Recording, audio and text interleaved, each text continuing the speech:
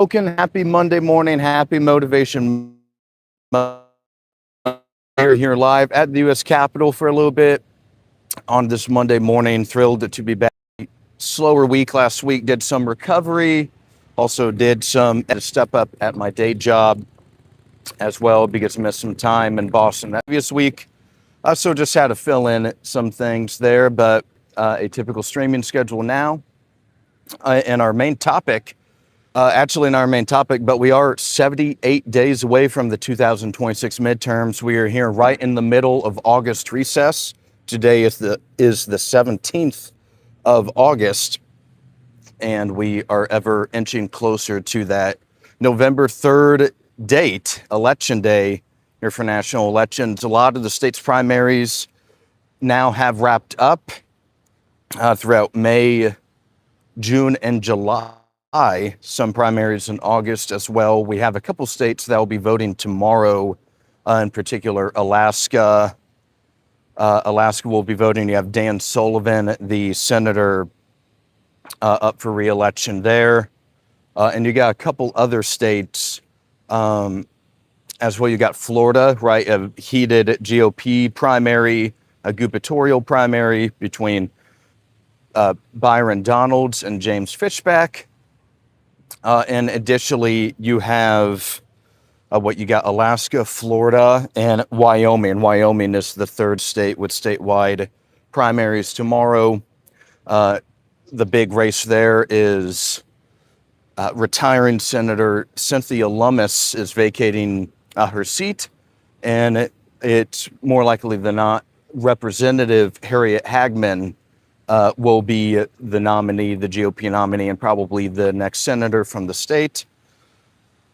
So we'll be covering those, doing a little bit of preview. We'll probably save most of the election preview for tomorrow morning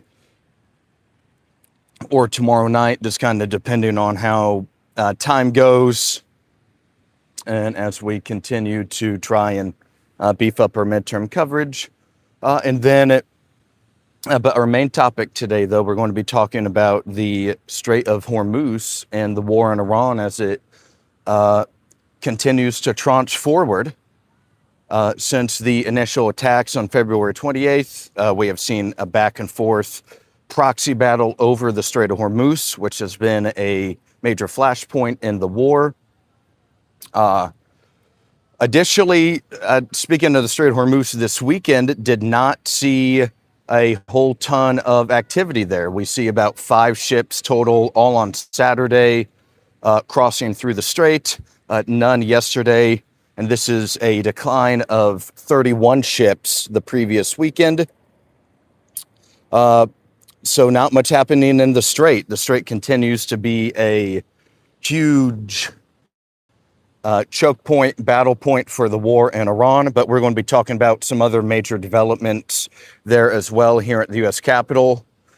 So everybody, if it is your first time joining the live stream, we just started today's stream. Would love if you guys love the video, also hit that subscribe button as well. Looks like we got Barbara in the house. Hello, Barbara. Thank you for joining the stream today. Hope you're doing well. Happy Monday.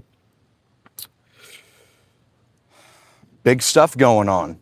Additionally, so make sure you have liked and subscribed to the channel. Additionally, please join our channel's Discord. We're in there hanging out, sending memes, sending announcements, pretty critical announcements. You guys know when I go live and all that good stuff. So make sure you hop in our channel's Discord. And then additionally, super chats. Yeah, we got the super chat option. Leave me a super chat. Ask me a tough question. Ask me a member of Congress you would like me to ask questions to not next week, but 2 weeks. In 2 weeks, the House will return for a week before the 9/11 anniversary, the 25th year since the attacks in New York City. But okay, so we're going to hop right into some of the Iran coverage. So yesterday was a pretty big day in Egypt. Jared Kushner on the Trump Board of Peace, or the Peace Board, or whatever the official title is, Mr. Kushner, was in Egypt meeting with Hamas leadership, Hamas political leadership, what's left of it, I should say, hoping to strike a deal or at least engage in conversation about slowing the war down or trying to end it. We don't expect the talks to necessarily yield anything too big, because you have the Israelis rejected the deal already. So Netanyahu and company said that deal would not work, even though Hamas in the initial, and they were probably hedging, but did agree to disarm, but probably knowing that the deal would not make it through anyway. So not much, nothing super crazy there, but it's noteworthy that Kushner did meet with Hamas political leadership for that time being. We also see this weekend CENTCOM Admiral Bradley Cooper visited the USS Abraham Lincoln amid growing reports in the media that morale on the ship, or on the carrier, I should say, rather, had been declining rapidly. Other reports of members trying to jump ship. All right, these are only reports, right? Can't really confirm one way or the other. But however, Bradley Cooper met with them. This comes after additional reports of relatives and loved ones of members on the aircraft carrier were growing concerned about the future. Additionally, we're looking at around 240 days of deployment, when typically it is around 6 months is a typical deployment for an aircraft carrier, right? So, this is about eight and a half months or so that the USS Lincoln has been deployed. It left last November.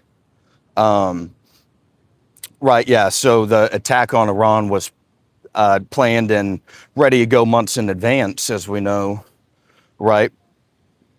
And it is being replaced by the USS George Washington, leaving the Indo-Pacific. So this leaves, some people are kind of shocked by the move, because it does leave, South Korea, Taiwan a little more naked than usual. Us not having as large of a presence in the waterway out there.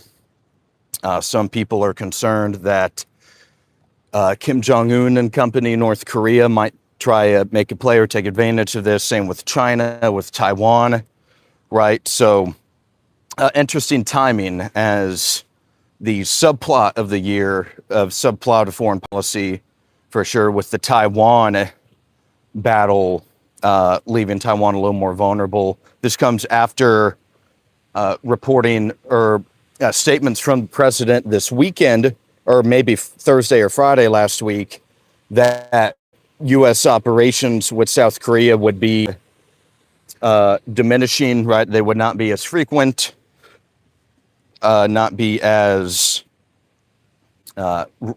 repetitive in the future. So some big stuff there as well. So we're going to be discussing the aircraft carriers. We've already talked a little bit about the Strait, how the Strait is still completely closed. And we do see the president make a signal, make a comment, a statement that the U.S. owns the Strait of Hormuz. We see this later last week. The president, right before making the statement, or during the same time, said we would obliterate their society. Once again, we've heard that a couple times before by now, right? So some people it's now kind of like the boy that cried wolf. Are people actually taking this seriously, or is he legit, or does he have a move up his sleeve? Because we know midterms, right, are 78 days away, and the political pressure is already is growing, but it will only grow larger and larger and snowball as we get 50 days out. Once we get into Labor Day weekend in a few weeks, that's really when the campaigns really tighten up. They start accelerating in popularity and publicity. So the administration, they need to find a way to de-escalate or try and quell the situation, because they have a political objective as well coming up, a political deadline that they don't want to miss, or diminish any negative consequences from that, I should say. Okay, let's see what we got here. We got a couple more comments. We got Paul in the house, baby. Says, good morning. Awaken, not woke Patriots. Yes, sir, dude. Happy Monday. Made it to a new week. We're ready to get back after it on this Monday and this week. It is August recess, so not much is going to be going on here at the Capitol. You'll have joggers, you'll have other pedestrians and tourists walking around, but no members are going to be here. That means the lobbyists are back home as well. As I just mentioned, 78 days out from the midterm campaign, fundraising is going on, other campaigning activities, as well as August site visits, right? We see the members will meet with constituency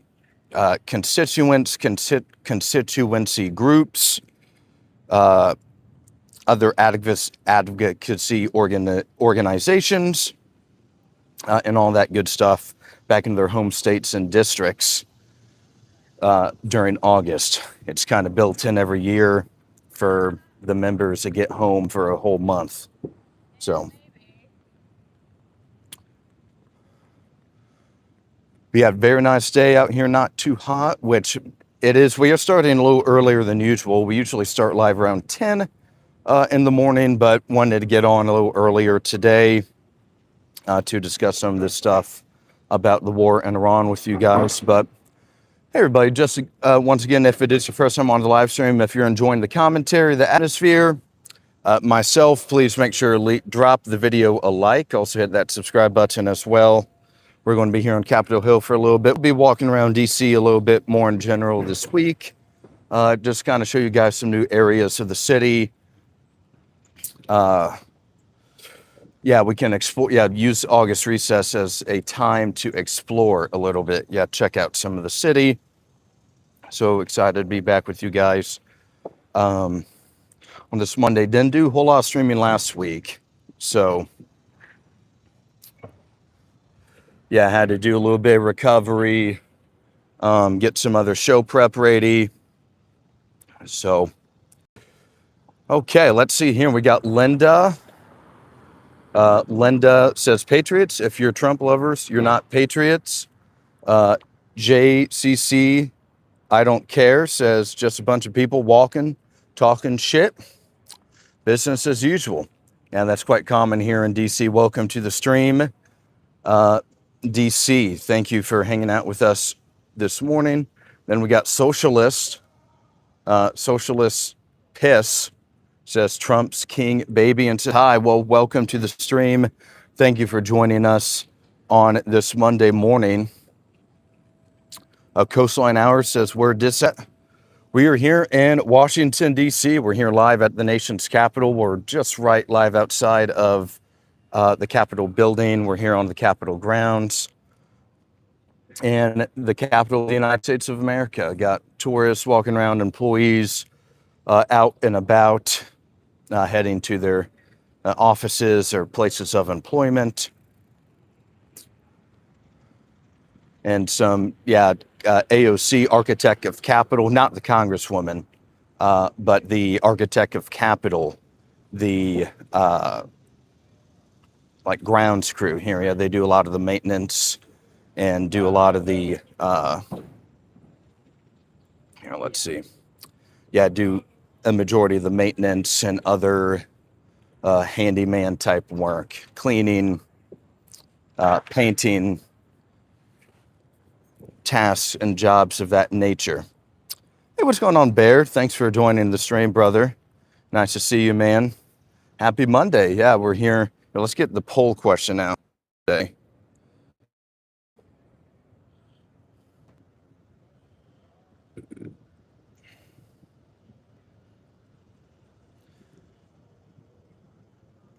One second.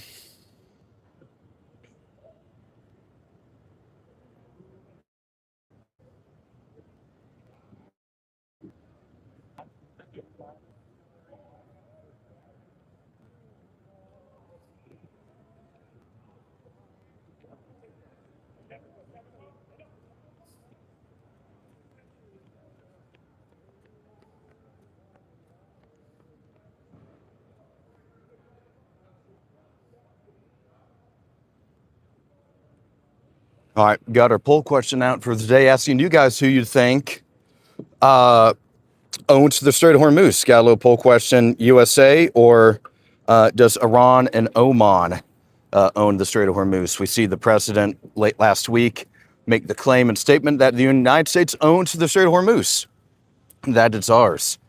But some of you guys may disagree with that. So we're going to test it out, see what you guys think. And 86 says, are many Americans patriotic, or do they take it lightly? I'd say a great amount of Americans are still patriotic. Yeah, totally. Now there's some people in the country that hate America and want to destroy America, no question about that. But yeah, I think Americans are still overall patriotic. MIG 96 says Persia owns the Strait of Hormuz. You have old Persian empires. Yeah, Persia, beautiful,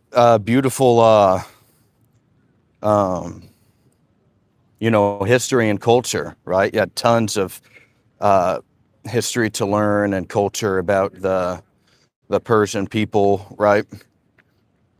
Yeah, Ron, it's been a territory that has been fought over for thousands of years. So many regimes and empires have once conquered that land, and now it's the mullahs. They're the current sovereigns of the Persian Empire. Okay. Z says, "Good. Hey, what's going on, dude? Good morning. Welcome to the stream, big dog. Hope you had a terrific weekend. Got a lot of stuff going on. Yeah, we're talking a lot about Iran this morning. Today, guys. So pretty big news today. Today, the memorandum of understanding. I'm not sure if you guys remember.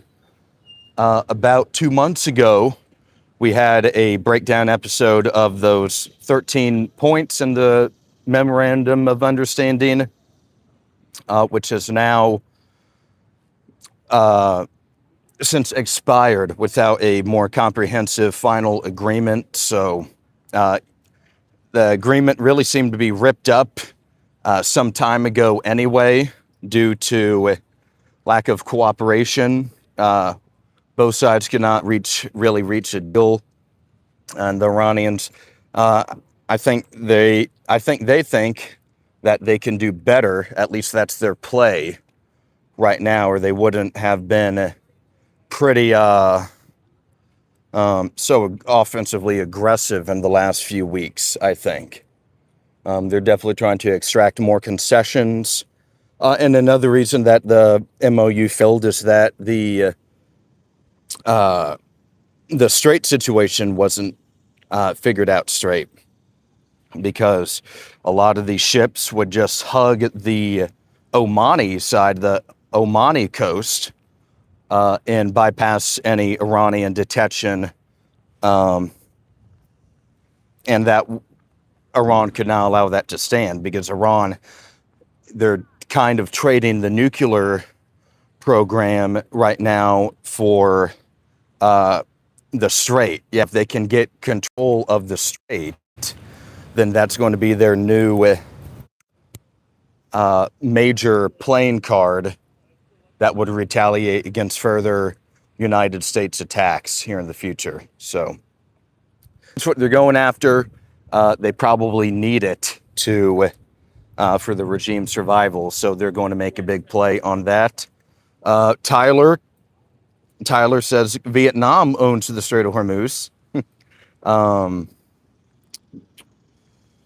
then Muhammad says America does not own shit in the Strait. 2025, laughing at Muhammad. Bear says at one time there was more shipping lanes on the Oman side. Right, yeah. And as of very recently as well. But now Iran, their foreign minister, has signaled and announced that they have reached an agreement with Oman for sharing, power sharing of the strait, or maybe a operating procedure in the future for the Strait of Hormuz, that inbound shipping would come on the Iranian side, the eastern side of the strait, on the Iranian side, hug the Iranian coast, and then exiting cargo shippage would exit through the Omani side. We don't know. We're not officially sure if Iran would implement that environmental toll or that environmental fee that they were discussing, adding on to all barrels of oil. That $1 or $2 fee per barrel, which would help the regime a lot right now. So.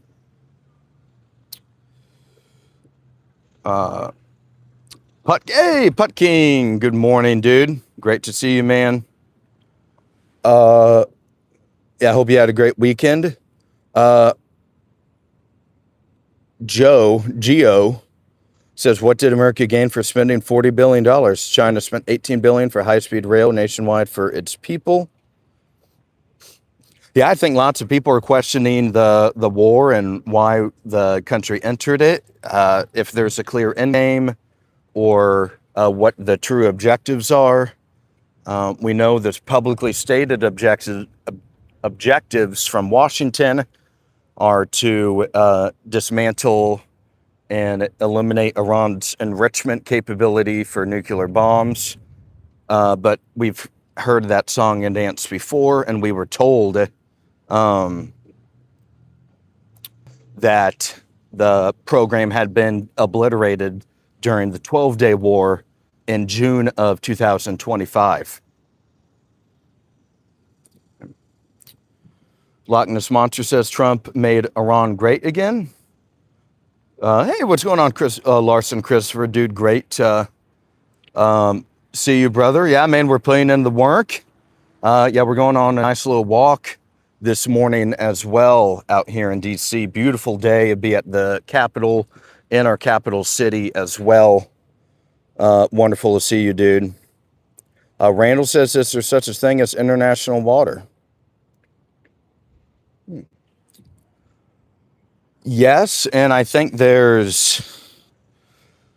you do make an interesting point, though, like what international waters are like truly international that no one, like, quote, owns necessarily, or even desires to own, maybe, if there are any. But with the Strait, it's just such a critical choke point that's really what this war is still being fought over, honestly. You can maybe even say the nuclear program has been totally dismantled. Fine. Well, can the United States really allow Iran to have total sovereign control over the Strait? Probably not. That wouldn't be a very great strategic look for the U.S. So look for them to continue to play this out. Hey, what's going on, Telecom McLeod? Yeah, dude, great to see you, dude. Haven't seen you in a while. Hope you're doing well, dude. Yeah, our schedule just kind of keeps changing every now and then, but we're back. You know, we're back streaming all we can, all the time we can. So great to see you, dude. Hope you're doing well. Magnus says, I find the poll disingenuous. The U.S. attacked Iran, then as part of the retaliation closed the strait. The idea that we also closed it too is ridiculous and ignorant. Yeah, like I think that's a fair point in the sense that before the war started, the strait was open and it was business as usual. That's something that probably won't return anytime soon, if ever. So it is, yeah, the current war is being fought over something that wasn't an issue at the beginning of this calendar year.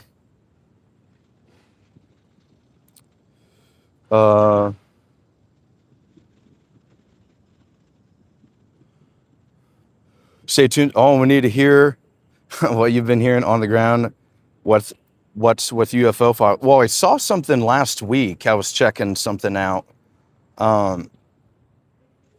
Yeah, they released more documents, I believe, in the last week or so. So maybe we can do like an episode breakdown or something. Yeah, that we have all this time in August recess to do some maybe different projects than usual.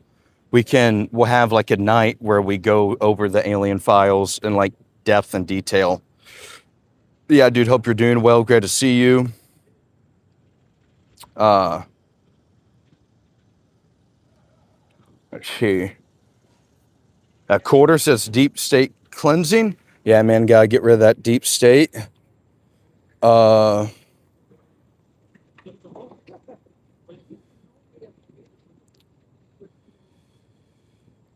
2025 says it's Netanyahu's fault. Things in general got worse, not just for U.S., for many nations. What's crazy about Iran having nukes is that North Korea could easily sell them to Iran. This worries me. I don't think, yeah, it's not like it's a store. It's not like you can go to the nuke store and purchase a nuclear bomb. I think if North Korea tried to do that, there'd be some serious retaliations or consequences. I don't really see North Korea doing that. And the thing is, Iran doesn't necessarily need the nuclear bomb. It's a want for them. It would provide regime stability in some sense, but it could also open the door to further attacks. As we've seen, they've been attacked without even having the nuclear bomb, with just approaching higher percentage of uranium enrichment has opened up to this war in the attacks during the 12-day war last June. So I'm not necessarily sure it's needed for them. I think in some situations they would absolutely take it, but if they do get one, they could be open to further attacks, which could threaten the regime stability further.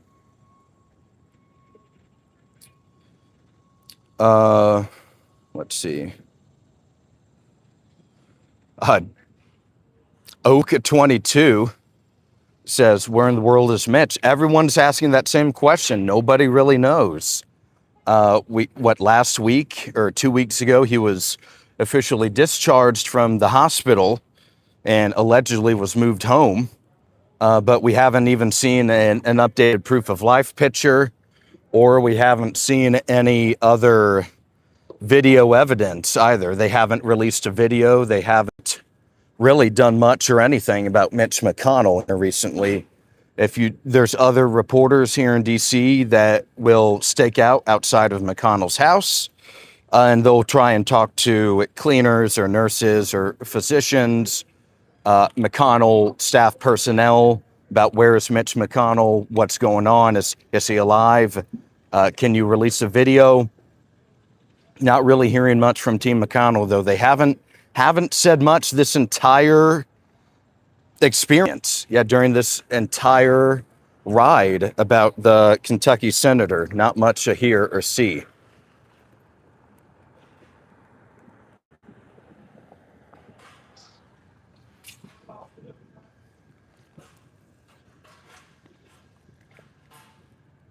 We got Squirrel Jelly says the strait is clearly Iranian territory. Uh,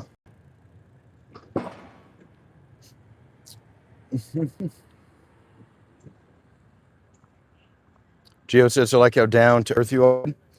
Thank you, brother. Yeah, we're out here just trying to have a good time, build a strong political community here. So a little bit about the channel, if you guys are new to the stream. A lot of the time when we're live on Capitol Hill, we're live during when Congress is in session. So, oh my goodness, somebody dropped something over there. Yikes. Uh, okay, apologies. We'll talk to members of Congress on the stream when we see them walking around outside. Sometimes we'll go inside to Senate hearings. Like we went to the Dr. Fauci hearing a couple weeks ago. That was a pretty exciting one to attend. And we'll ask them questions of the day, like what should the president do about war in Iran, or Supreme Court decisions, or what are you impressed by Dr. Fauci's testimony, or how do you feel about this candidate running in this state? Well, we're on the ground doing the tough work. Would love if you guys subscribe to the channel. Oh, and need to give a here. Let's check out a couple more comments.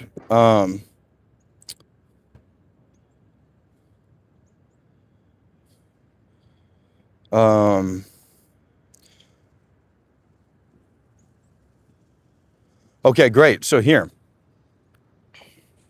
do want to give a big shout out to Eli. You guys may know Eli here on the YouTube channel. He's on every now and then. But just wanted to give a quick little shout out to Eli. He and his company, they design business cards and other design for creators. So we got our business card produced by Eli and his team. So I want to give a big shout out and a big thanks to Eli. These will now help with building rapport with offices and members on Capitol Hill. Additionally, great way to help networking as well. So everyone, please give a little shout out to Eli. He did a lot of the heavy lifting in terms of designing the business card. So super thankful for him and his help and his support. And thank you to all of you for the support you've lent me over the past several months. We've really started to build this channel into something pretty legit, and really excited to be back with you guys on this Monday morning. So yeah, W's in the chat for Eli, please.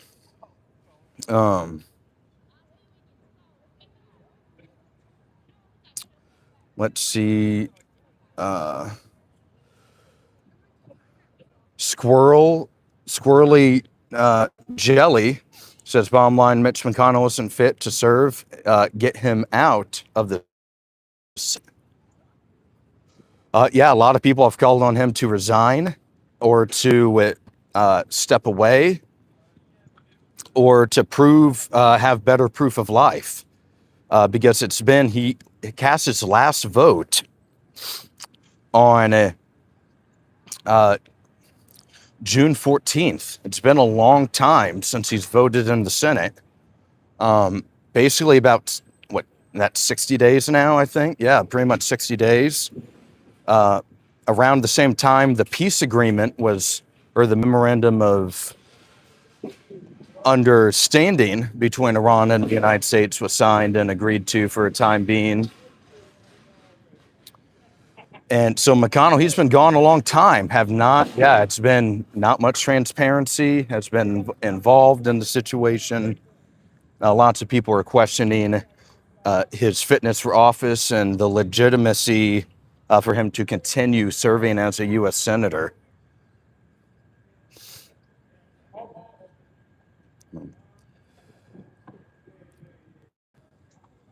Okay, so we got a little debate going on about Islam and the chat here.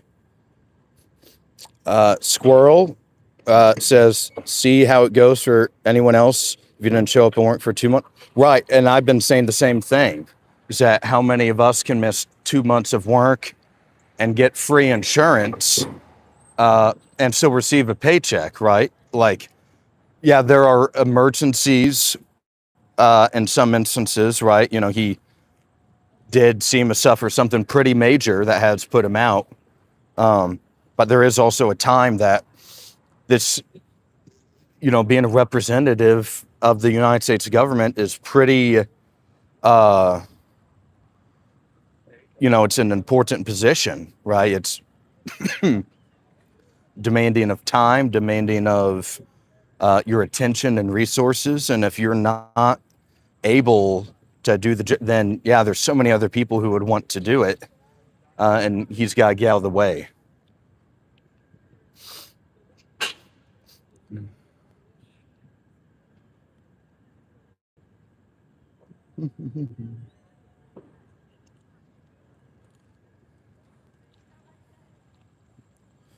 Damn. Okay, here we go. Yeah.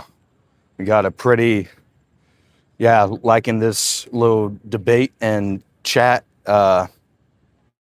in the discussion chat down here.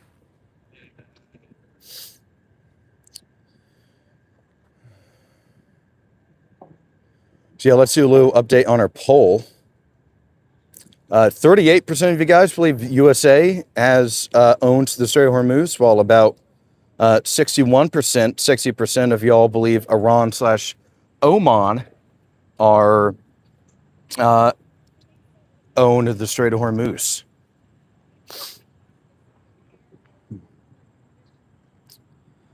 Hey, Colonel, dude, what's going on? Morning, lad. Yeah, morning, everybody. Good morning. Thrilled to be back with you guys on this Monday here on Capitol Hill. Not much going on in the sense of activity here, so we're going to be just kind of walking around DC a little bit, get a little bit of a morning walk in before the day job. Yeah, nothing like a little workout before work.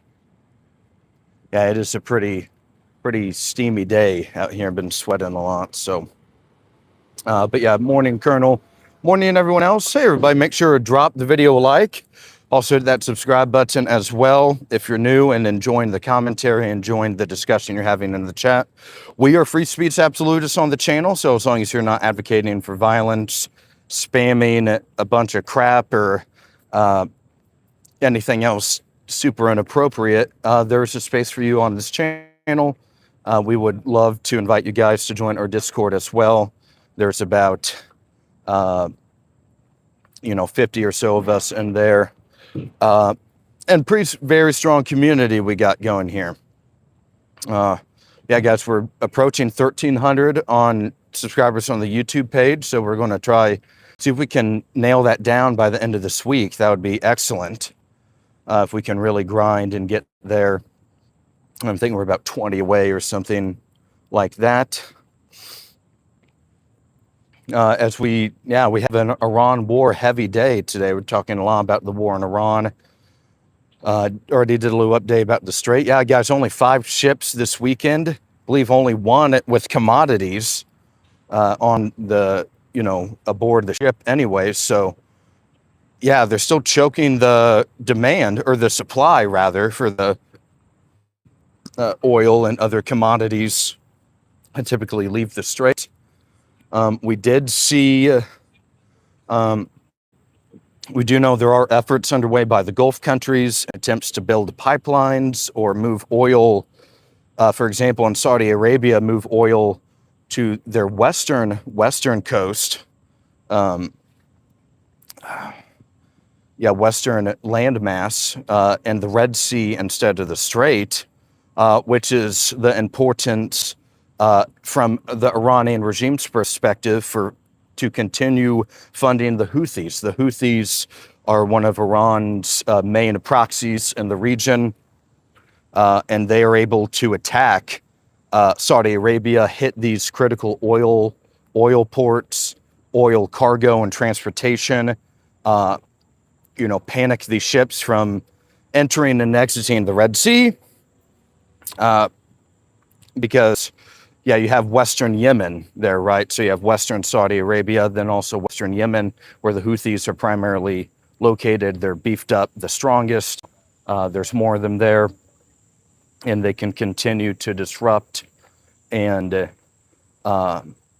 attack on behalf of Iran, and fulfill the regime's wishes and duties, while still severing oil exports in Saudi Arabia, which also, and to the other, right, some ships were attacked this weekend as well. Unidentified projectiles hitting some of these cargo ships anyway. So Iran still has the capability to fire these projectiles, these drones and ballistic missiles to the strait. Iran, yeah, they have a huge coastline, right? And they also have, even though, a lot of their missile launch sites and platforms have been hit, damaged, or destroyed, Iran's a huge country. It's about the third of the size of the United States, lots of mountains to hide in, other terrain and territory that makes it difficult to detect every little missile launch site platform, which allows the regime to continue shutting down the strait, right?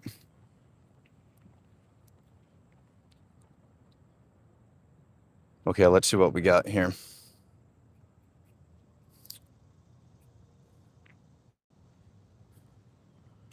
Uh, hmm.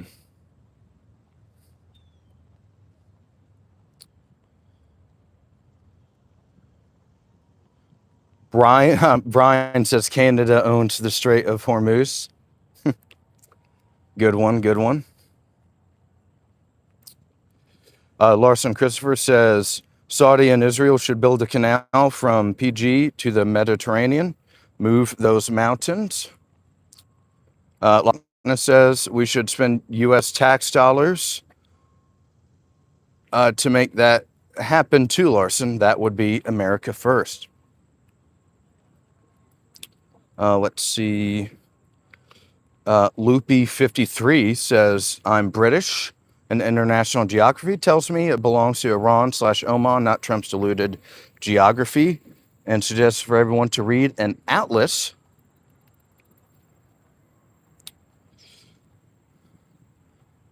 Hamadi says, I pay $200 a week in federal taxes. Gross, dude. You gotta get that fixed, man. That's, and that's a lot of money, dude. Yeah, that's a ripoff. That's highway robbery, man.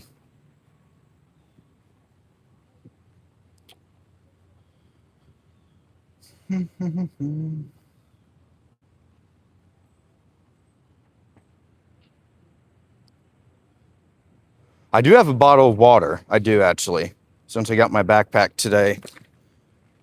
So we'll be staying hydrated.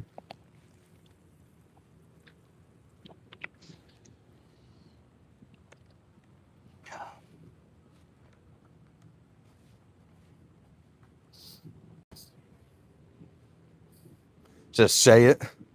Bottle of water.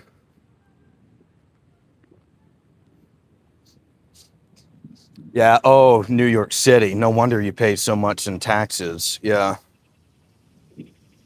Yeah, that's tough, dude. Sorry, brother. Yeah, that's robbery.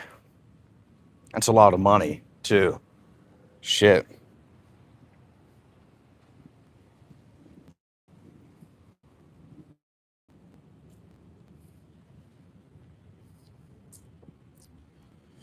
Bear says pipeline through Oman.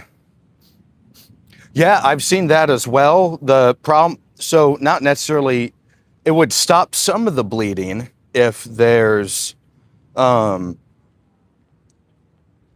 pipelines through the Gulf countries, but there's still at risk of drone and other projectile attacks. Additionally, you're looking at just going to move slower as well. It's not going to move, the quantity won't be as large as shipping, right? But it's still some oil, at least. Yeah, they're going to be able to move some and stop some of the bleeding, but it's not going to necessarily be a forever fix. Yeah, there's got to be something at some point that replaces, the amount of oil every single day.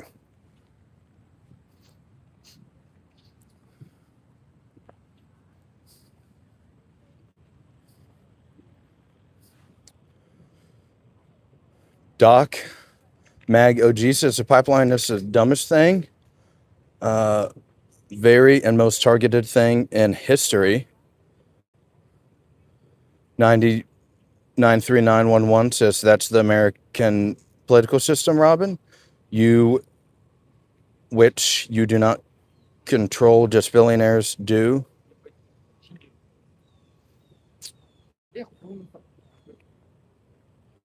Doc says we have 11. Yeah, the reserves are running out. We also see these reports a couple weeks ago that the U.S. is just simply running out of missiles and projectiles and interceptors, because we've had to not only offensively attack Iran, we've had to defend the Gulf countries against Iran's ballistic missiles and drones. And let's say for every one Iranian ballistic missile, you have, you need 4 or 5 interceptors to attack it, or to take care of it, to protect.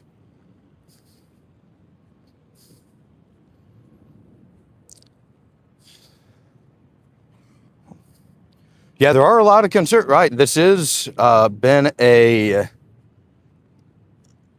right, we hear at the beginning, it's supposed to be just a couple day operation or maybe a couple week operation, but now it's middle of August and there's really no end game in sight that we can see, at least right now, from being in the public. Of course, the Trump and company and are going to have that top secret information and whatnot, so it's tough for us to absolutely know, but seems to be no immediate end in sight, which is, disheartening, I believe, for many, especially younger Americans. Okay, let's see what we got.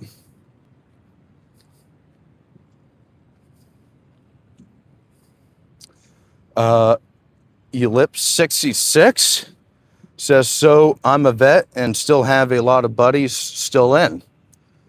And the mood on the ground is not good. Mass resignations coming soon to a base near you. Yeah, we were mentioning the USS Liberty, not USS Liberty, the USS Abraham Lincoln this morning a little bit, how morale on that ship is reportedly declined due to it being closer to an 8.5-month-long deployment compared to a normal 6-month or so deployment. That morale and mental health had declined on the aircraft carrier. Yep, USS Liberty did get mentioned this morning. Yeah, whoops. But it's always a good day to remember the USS Liberty, though. Never bad.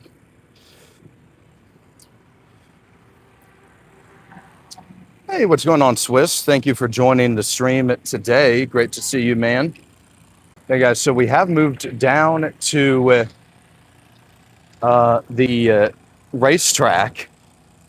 Haven't really talked about this all that much, but they're doing the IndyCar series in Washington for America 250, and they're designing the racetrack down here by the Capitol.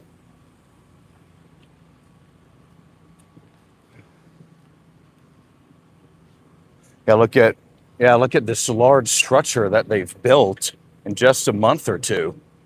Probably not even 2 months. It's probably been the last 2 or 3 weeks. The structure certainly going to house spectators and individuals checking the race out.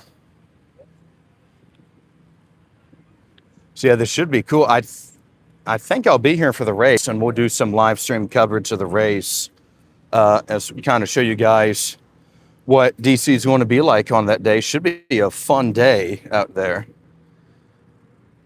here in Washington. So it's going to be tough to get to the mall. The mall's basically been shut down all summer. Yes, you had the 4th of July celebration. Yeah, you had the Great America State Fair. You also had the FIFA World Cup, the fan zone or whatever. That took up a big chunk of the mall. So the mall has been relatively occupied all summer by one event or the other.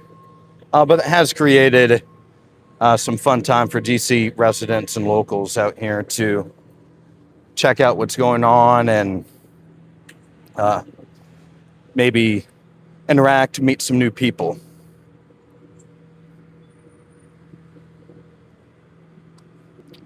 Okay, so let's check out some comments and chill under this tree. That is pretty hot.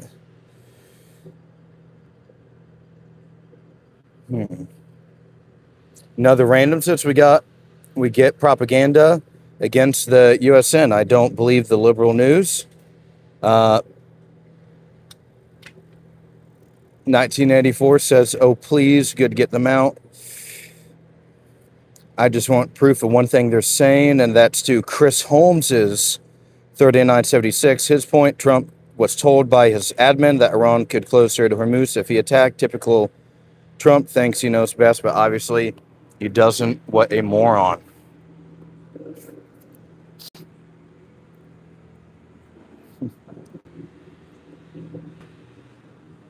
Yeah, nothing right now, Bear. Yeah, not many planes are out. August is pretty quiet, though, in D.C. The city kind of turns into a ghost town a little bit, not going to lie. And there's just not as much going on, simply. The Congress is gone for the whole month.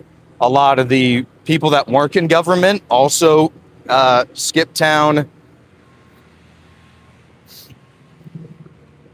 And it just makes the city a lot emptier, which is good and bad. It's nice to have a little more peace, but I won't be in DC this entire month. I already did some travel at the beginning, doing some other travel here soon.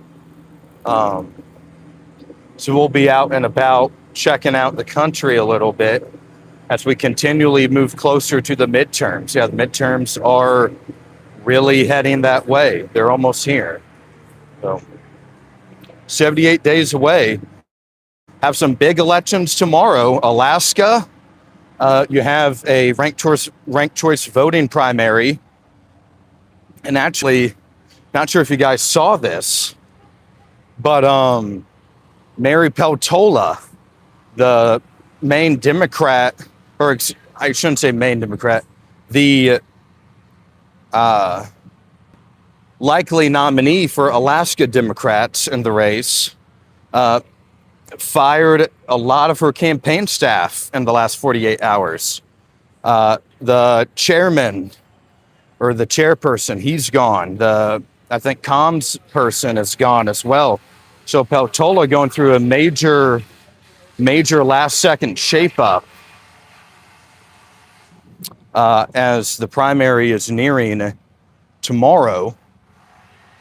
We do expect her to advance to the general in November, and that top four voting-based primary. The top 4 advance, and then there's an additional round of ranked choice voting there. It's probably going to be Dan Sullivan, Peltola, another individual named Dan Sullivan as well. So there's going to be 2 Dan Sullivans on the ballot, and it might confuse voters.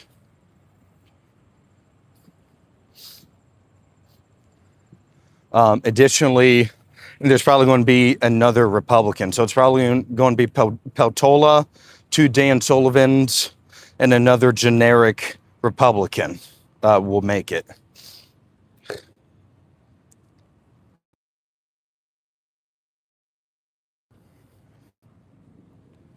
Wyoming, the big race in Wyoming is you have Harriet Hagman. She's running for Cynthia Lummis's Senate seat. Lummis is not seeking an additional term in the Senate. She's heading to the exits. And you'll have Hagman be the most likely GOP nominee in Wyoming, and will be met with little resistance in November as the Wyoming Democratic Party doesn't really exist. And then what? So we've talked Alaska, Wyoming. There's one more state. Oh, and Florida got a big GOP gubernatorial primary in Florida tomorrow. Donalds, Jay Collins, James Fishback, and a couple other GOP candidates, more minor candidates. A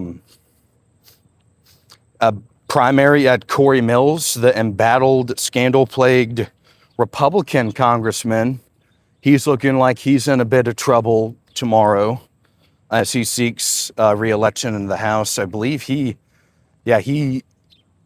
I think he's in major debt. Yeah, I think he wasn't paying his rent or something, and he pays almost 9-10 grand a month for his place here in DC, or is supposed to at least. This was several months ago when I read that article. And I think he had some other very troubling issues going on with him that really made it difficult for him to say positively in the press. Really started to damage his regime and shatter it even.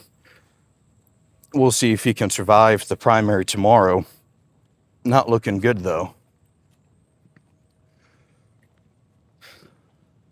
There'll be a couple big districts this November as well. Jared Moskowitz, he's probably the most endangered swing district Democrat in the Sunshine State. Man, yeah, we got to get back under the shade here.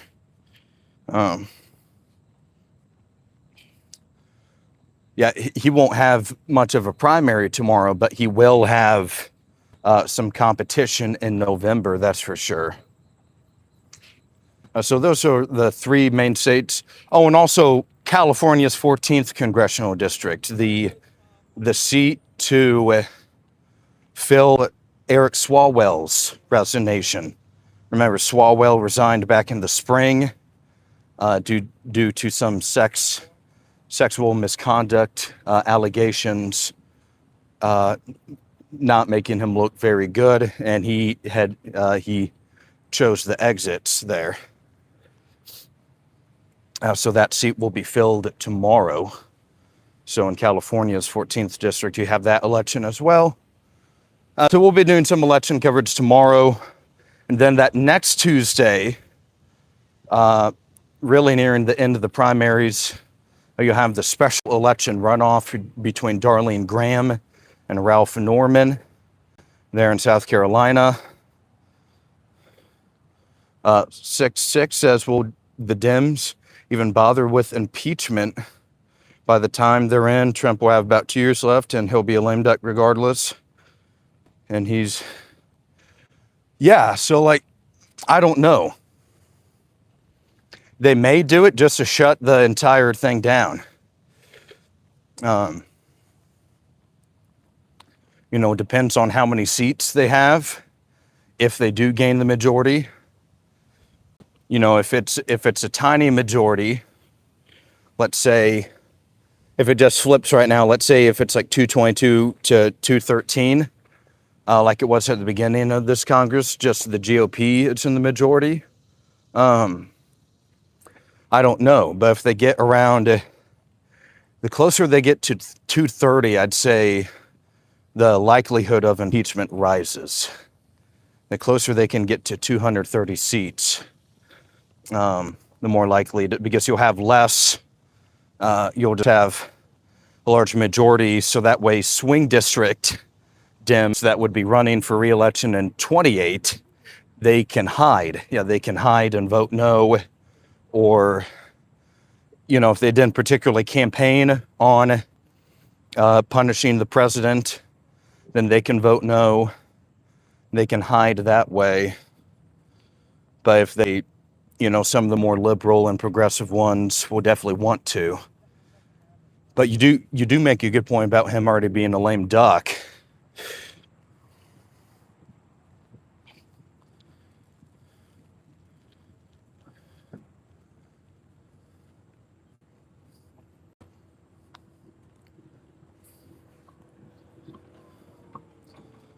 Oh, what's going on, Mark? Wonderful to see you, dude. Happy Monday. Happy Motivation Monday.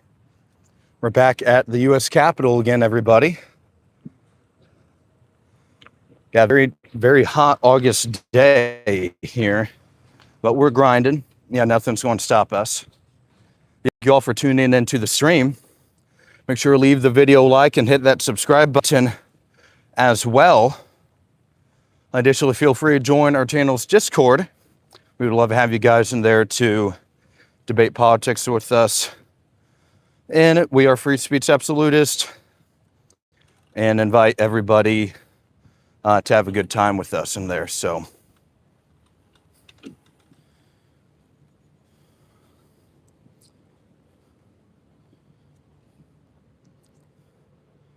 yeah, that was a good question though, 6-6. But I'd say they probably will. Their voter base will want it.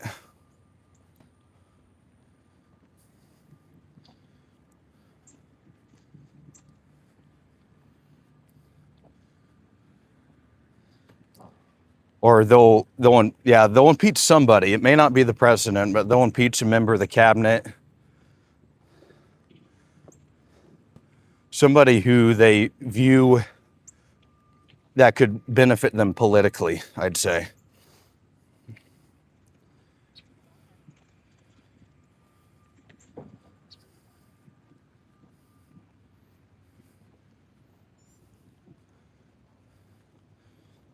Man.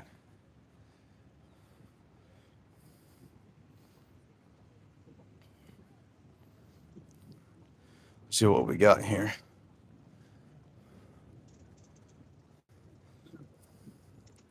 So yeah, we're back at the Capitol.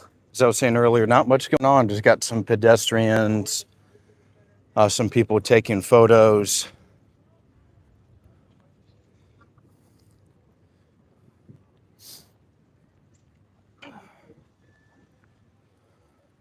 Yeah, we've talked about Ron a little bit. Bring some flowers to AOC office, help her get through a tough breakup. Yeah, I'd be such a nice guy when I'd be colonel. Yeah, such a kind gentleman. Yeah, I gotta make sure she's not all upset, right? Yeah, I gotta take care of gotta take care of the congresswoman, right? Gotta be a good man. Gotta be a good man.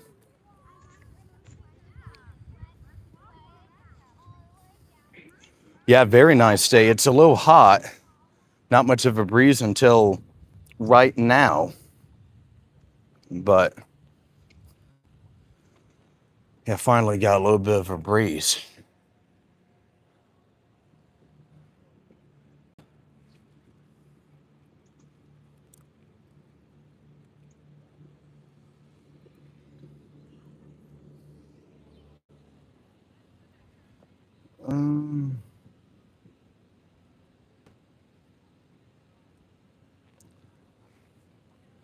Let's see what we got here.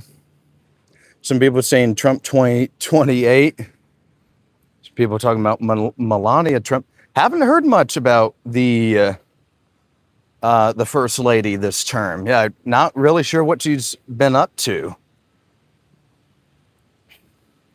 And we don't really hear as much from her as we did during the first term. It feels like it's been a lot more him and plus cabinet members. I feel like we hear from cabinet members a little more this term as well than last time, particularly Hegseth and Rubio taking point in those regards.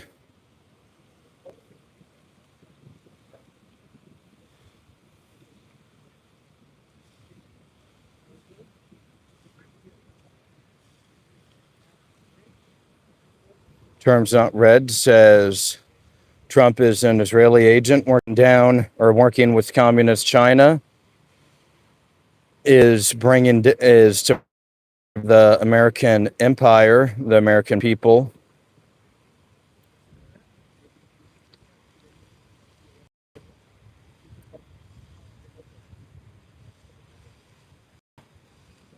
It says Trump loves Israel more and says America is a vassal state.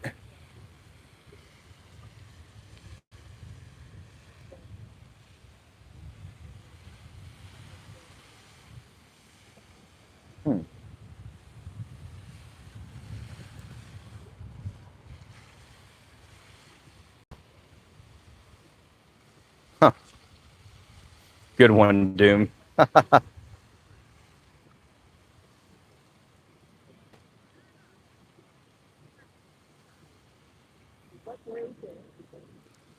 Well, the reason the poll is that the president claimed on Friday owned the strait, and that Iran was looking to surrender and end the war. This is probably the 50th time we've heard that this war, though. So we're not really, but it makes for a good little discussion today. When we do these like more walking casual streams, I always have a stream. Look, 137 of you guys have voted in it, so it's definitely grasping some attention, that's for sure.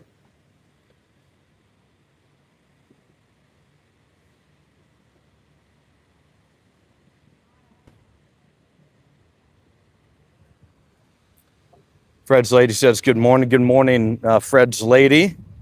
Thank you for joining the stream today. Thank you all for everyone hanging out with us on the stream. Everyone, please, as well. We're here back in DC. It is August recess still, so not a whole lot necessarily going on in terms of Congress, as we're still in the middle of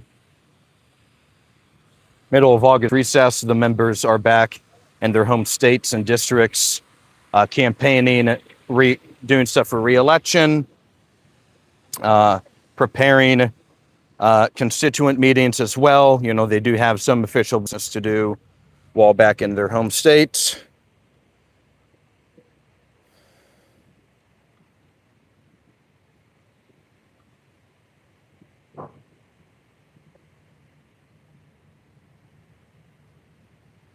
But say USA owns Strait of Hormuz is like say own Chicago. It's BS.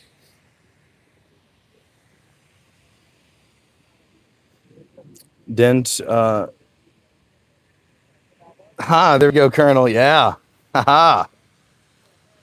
Yes, next time you see a bunch of, an air show, the Colonel is leading the pack. Here we go. Finally got a nice little breeze out here. It was starting to get quite hot earlier. Now we're starting to feel a little better now.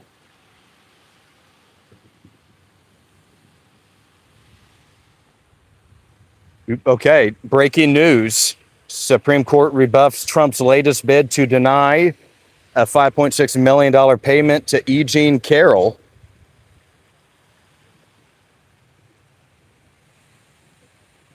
For sexually abusing and defaming her. That's breaking news from CNN.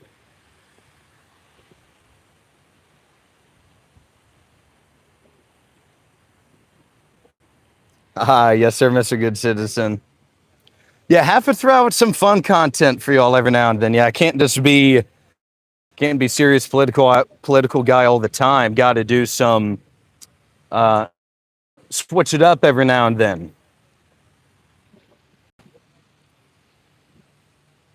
It says, don't be fooled. Want war. Israel is the one who wanted the war.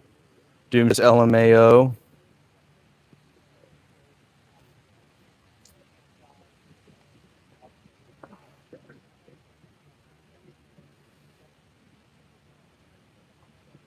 How much I have to pay Larry Sinclair too.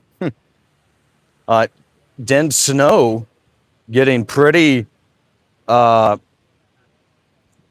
him and Duke are in a little bit of a battle right now. A little bit of battle in the comment section. Love to see it though. Yeah, it makes for a lot of fun.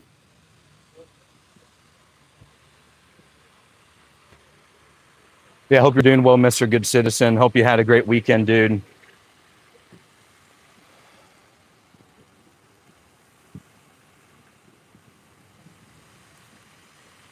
Let's see what we got here.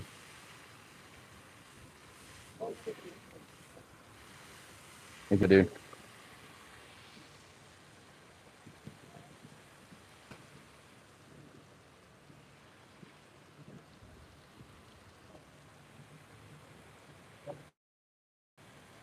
Leprechaun says nobody owns the water.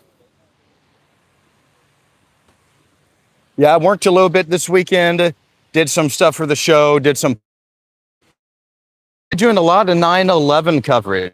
So I'm sure you guys are aware this is the 25th anniversary of the attack this year. I'm going to be doing some 9/11 coverage, some history, some conspiracies. So you guys should enjoy some of this stuff I have planned up for you guys here. It should be some pretty, hopefully should learn some stuff as well. Yeah, I feel like some people don't know. Yeah, we'll talk about building 7. We'll talk about all that stuff.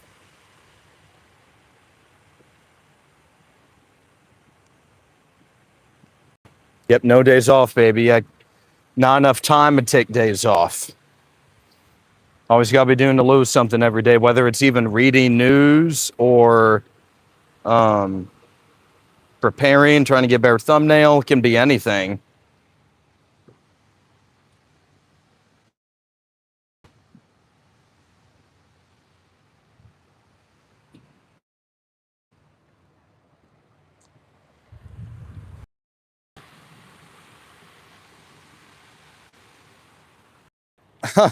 Dude.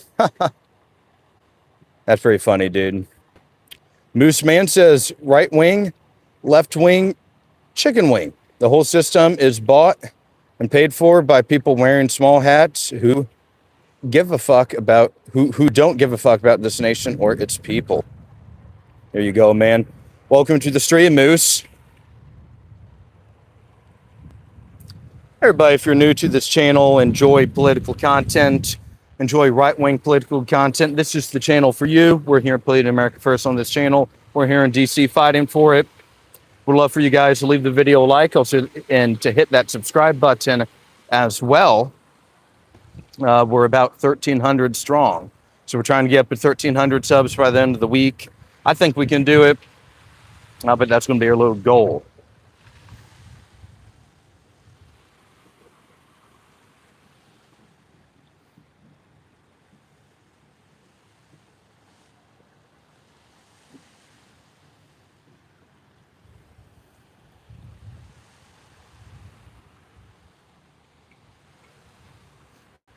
Well, yeah, it's tough to vote out of a uniparty, but you can't, even if we think elections are rigged or stolen or whatever, if you don't try, then you can't do anything anyway. So you have to, I still think being registered to vote is smart. And now you don't have to vote necessarily in every race on your ballot, but if you're just not going to show up, then that's even less of a reason for them to pay attention to us. So you got to at least be willing to potentially vote, or they're just going to laugh in your face.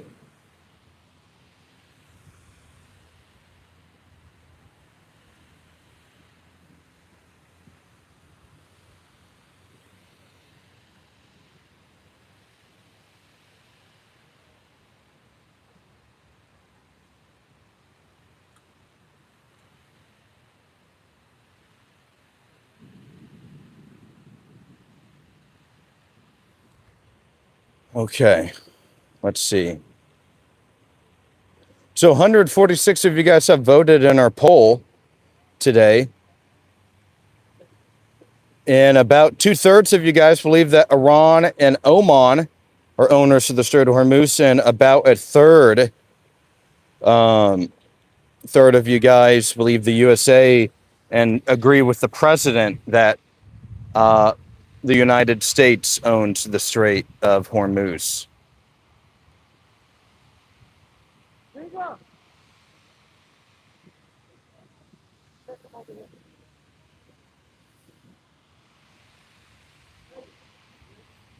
Ray Ocean says Trump 2028.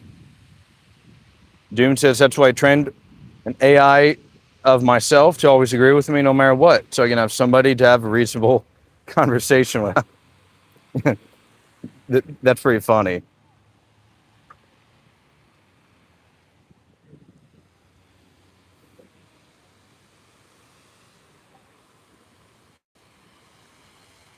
All right, buddy. Well, we'll stay on a couple more minutes and then we'll hit the road for the day. We'll be back tomorrow with more coverage. Just don't want this stream to go too long today. Yeah, we got most of the coverage and some of the election preview out of the way. We will still, we'll be back to probably tomorrow morning. We'll be doing we'll be doing a little bit of an election preview. We'll talk about some of the war in Iran again, because yeah, still the Strait is still pretty much shut down, right? Only five ships made it through this weekend. Iran is still continuing to attack ships going through the Strait. So that remains the primitive battle in the entire war right now, is who has control, or if that strait is open to get that 20% of the world's oil out there on the market, which is key right now.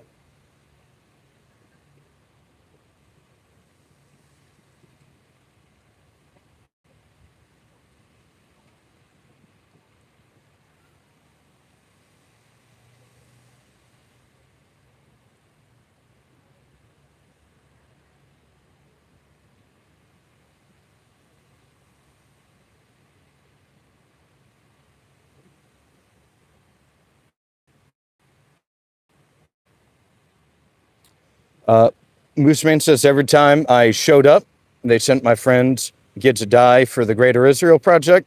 Every time I don't show up, they allow my home to be stolen by Venezuelans. I'm giving up. Yeah, it's either yeah, it feels like it's one of those two every time. Can't really win either way, which is what we're trying to figure out to do on this channel.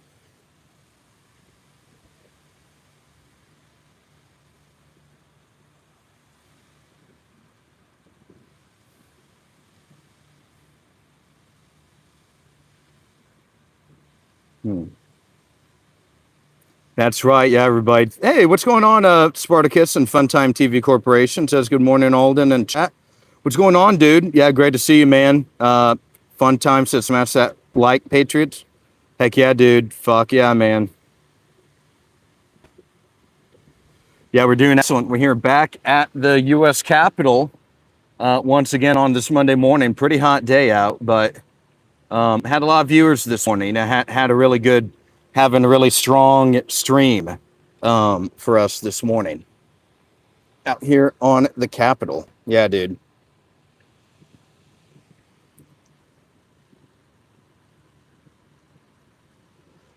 Yeah, hope you had a good weekend. Yeah, we had a good weekend here. Got some stuff edited, some clips ready, um, and ready to go for this week. Yeah, ready to keep fighting for this week. I have some big elections tomorrow. McDonald's says while you're at the Capitol. So when I live stream, I'll live stream here at the Capitol. So I'm in DC. This is a political channel. When I'm live streaming at the Capitol and when Congress is in session, we'll go up to members and senators and we'll interview them. Yeah, we'll talk to them real quick. Get opinions on key matters, very important, issues facing the American people. So I think you'll really like this channel if you're into politics.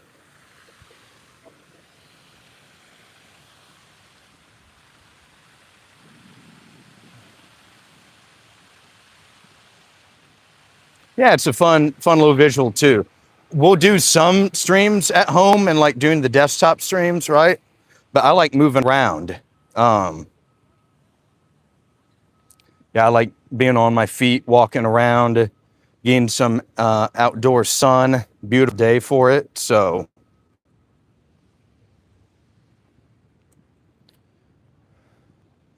yeah, it's some good exercise too.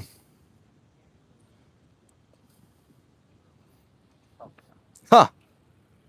I hope, dude. Yeah, I hope, Swiss. Goodness gracious. Yeah. Um, yeah, that person, it was just kind of weird. That person, I think, lives in Boston. Um,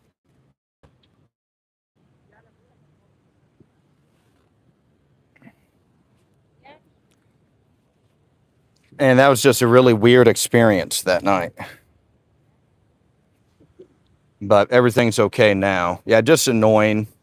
Uh, Ultimately, it was okay. Just a bizarre experience. Yeah, we had only been in Boston for just a couple of minutes at that point as well.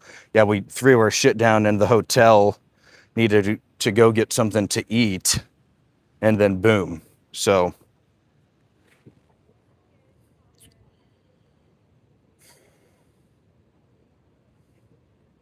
I lived near Aurora, Colorado too. None of this is true. Better luck next lie.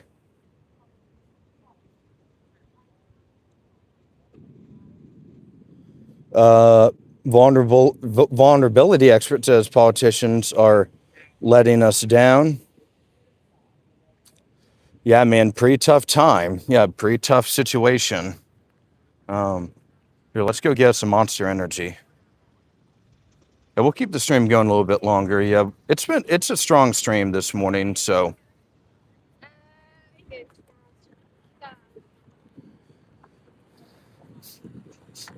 yeah, truly some homeless commie. Uh, yeah, the Boston Woken Committee's homeless drug addict. Yeah, that was just a crazy ass experience.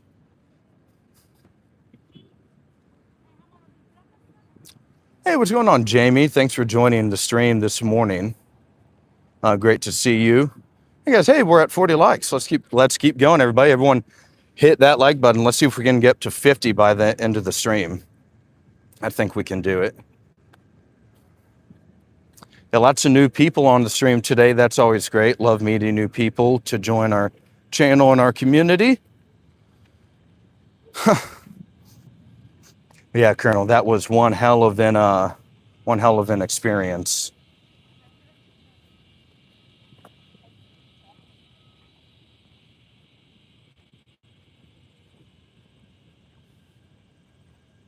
There we go. Yep. All right. Up to 41.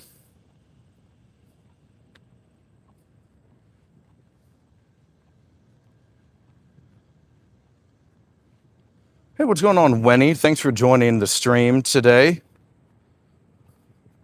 Great to see you. And Jamie says, I heard Mitch's staff is disbanding. Haven't I think at least as of now, the regime has uh, stayed intact. The Mitch McConnell regime. Um, I know there's increasingly greater and increased pressure on the staff to release a video statement of McConnell or have a better proof of life situation and evidence. Hey, what's going on, Urban? Yeah, yeah, got change things up a little bit. Yeah, show some personality sometimes on the channel, right?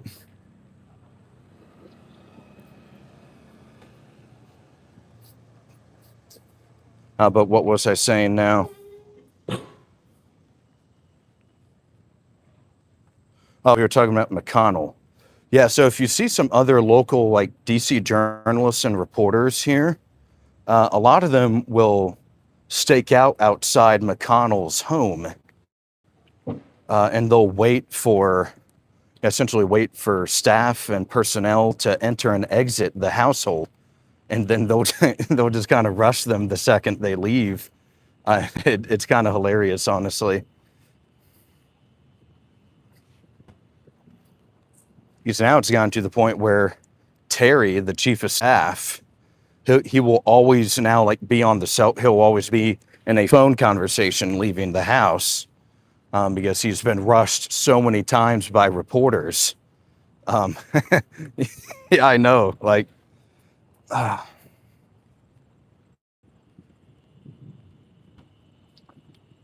let's see. So we got some stuff about the DSA in here. Yeah, DSA, they're kind of on they're winning more of these primaries than usual. So they're doing something right to gain some electoral power and representation. They got close in Wisconsin. Ultimately, I think Hong, the comments about Thanksgiving probably doomed her. But the thing is, El Sayed made similar comments about the 4th of July in a deleted YouTube channel years ago. And now all of a sudden, those don't reflect his true views, which, yeah, so.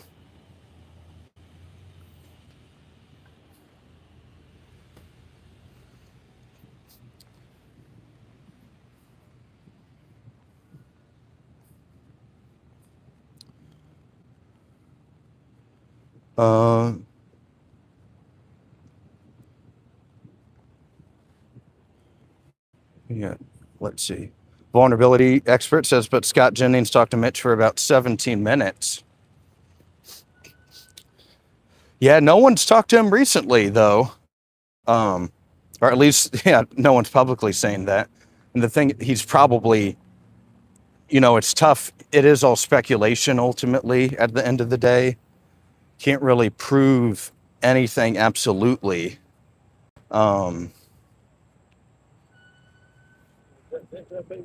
Damn, it's hot out. But you can't think it's good. Yeah, you can't think he's doing well.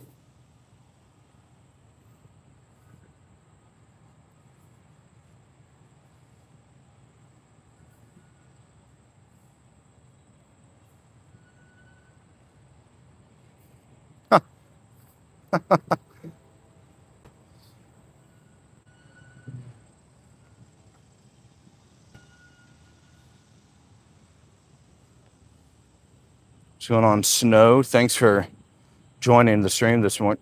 Yeah, I think that's probably the case, is that McConnell, he's just not, I doubt might never make a public appearance again, honestly. He's 84, he's very old already, just as a normal person, right? That's old for people who live that long. and you have something like this that puts you in the hospital for a couple of months, several weeks rather, even, and just with no very minimal contact, it's just leading more people to speculate, which is not helping the office. And I think the office is just hoping this is going to go away, but it's not. Yeah, people are going to keep talking about it and want transparency and accountability about the whole situation. Because it is a valid point, right? He is one of 100. He's 1% of the body.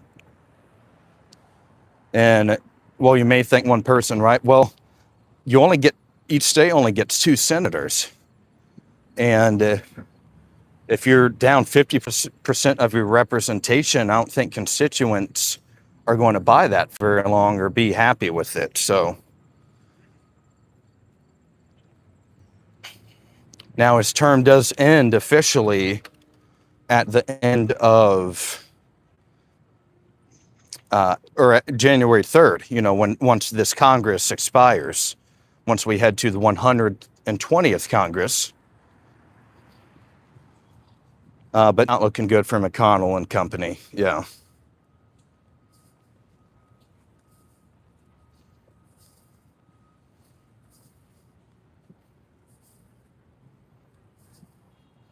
Thank you, DC. Yeah, it's sweaty, dude. Got the oh, it's just August here in DC. Yeah, it's just August summer heat. Not much we can really do about it except fight through it, ultimately.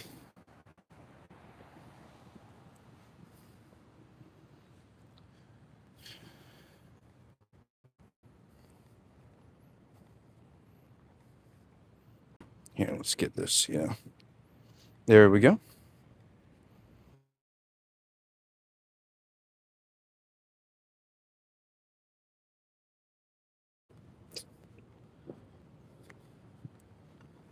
Yeah, we'll give it a second for the chat room to repopulate here. But yeah, DC, it's just a really hot day out.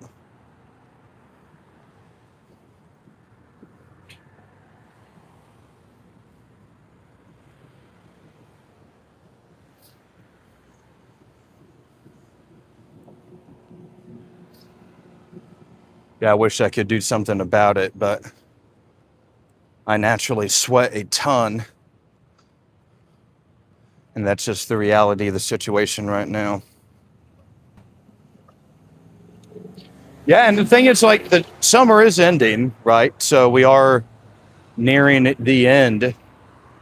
It's going to be September here before we know it.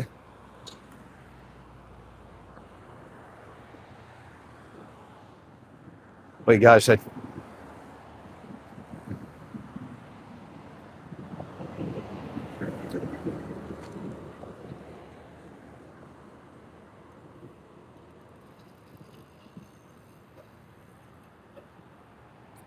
Jamie says I would type.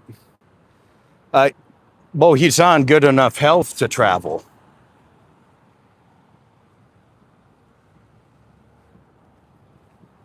Like, I don't even think he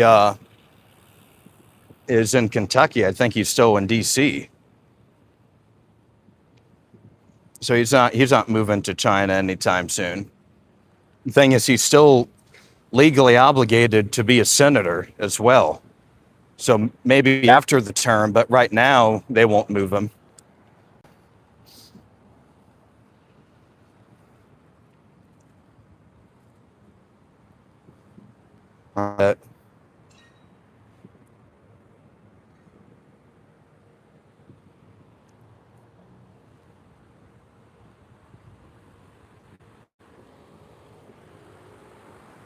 Auto repair shop, turn gas station. What's going on, man? Oh, new yeah. Nice. So they got a new Monster Energy fridge in here. Yeah, that's pretty sick. Yeah, plenty of them.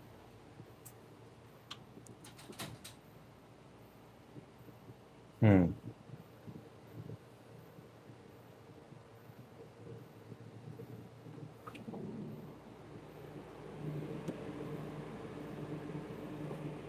Let's get the let's get the large size.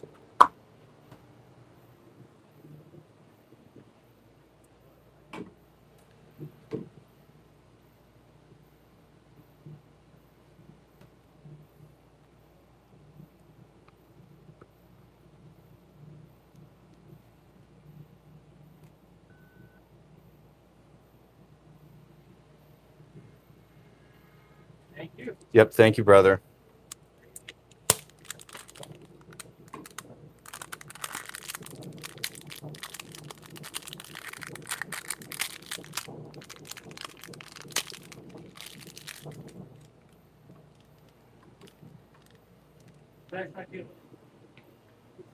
Thank you. Cool. Hey, what's going on, Nurse Rod? Thanks for joining the stream today. Yeah, just got some Monster Energy with us real quick. Yeah, going to be a pretty long day. Already a pretty hot day out here too, so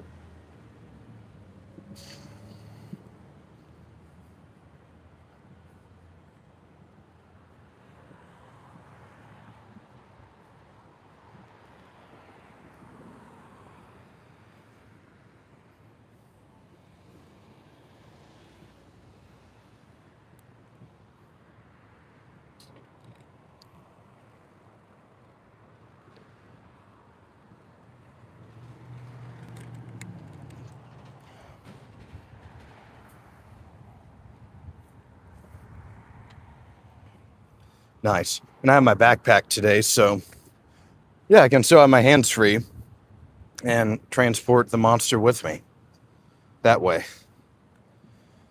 All right.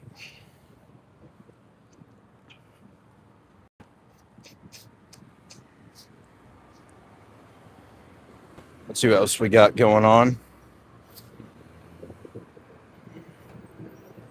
Barclay says Tallarico will win if they don't rig the election. I still think it's going to be an uphill climb for Tallarico. I do think it being a blue year naturally can help. Gives him a little bit of an advantage, and maybe it also helps that he's not running against an incumbent as well, because Paxton defeated Cornyn back in late May, in that primary runoff there in Texas.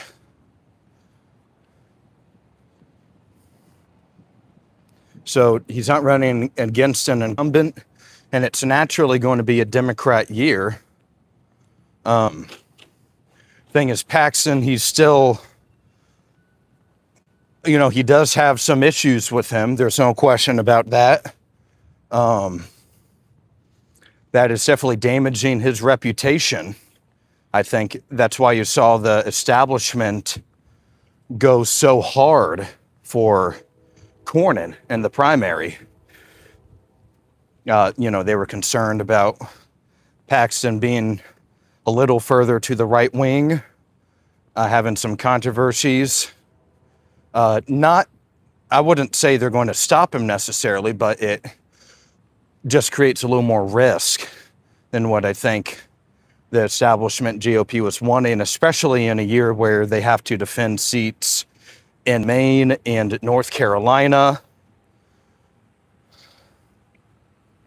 And so, the House as well. So if you throw Texas as an expensive, actually, guys, we're actually by McConnell's house, I think. So here, we're just going to go check things out real quick. Looks like he has a guy up there now. But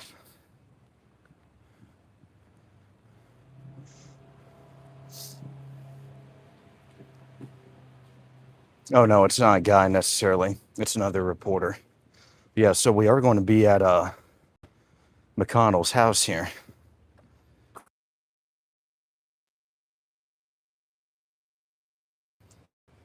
Yeah, so yeah, it's McConnell's house though. So as we were talking about earlier in the stream, you have other reporters, other media types, uh, outside, posted up outside of the house, waiting for individuals to exit, enter and exit the house. Um, but yeah, that's where it is. So that is McConnell's home right there. Not you says no suit, not suit today. It is an yeah, it's a recess day, so we're not going all out dress. It's already a hot day as well, so we just don't want to be here. Yeah, you guys have seen how much I've sweat just in this polo, but huh? Now that would be funny though. Yeah, um, but yeah, we don't want to. Yeah, we don't want to touch anything.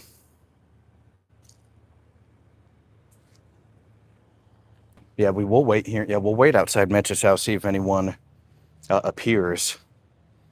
Um, in the next couple minutes. But yeah, you do have some like Capitol Police presence out here, guarding his house.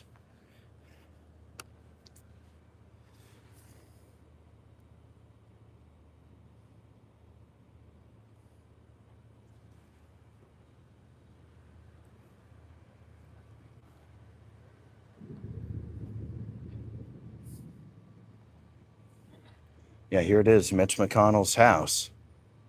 Pretty, yeah, pretty tightened up as we continue this medical health mystery of Senator McConnell. Of information, right? So,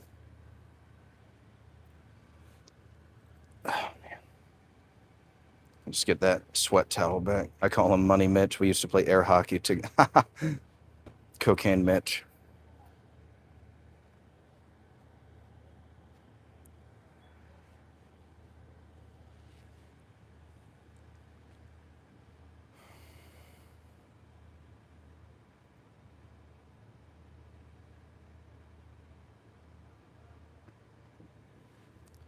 No, that would be crazy if if like right now if Mitch McConnell left left outside the front door, dude, that would be the biggest medical miracle ever, probably.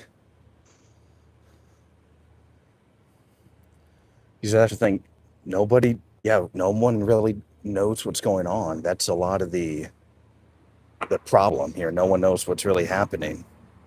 Yeah, and if I get coverage of it, well, we're going to be here. We'll be here in a couple minutes.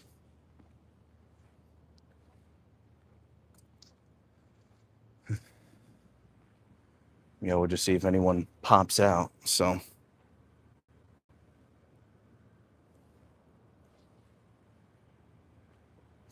Oh yeah, that would be excellent coverage. Yeah, there's been times, uh, where the cleaners have walked in and out. Um, some of the other like personnel, staff personnel, whatever it is. Yeah, that is true. So,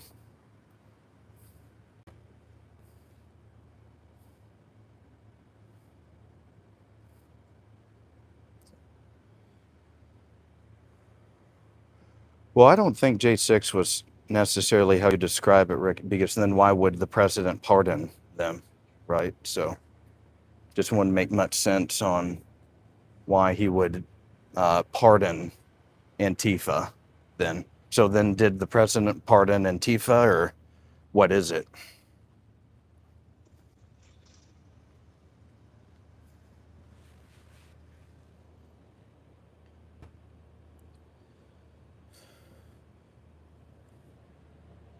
A weekend at Bernie's.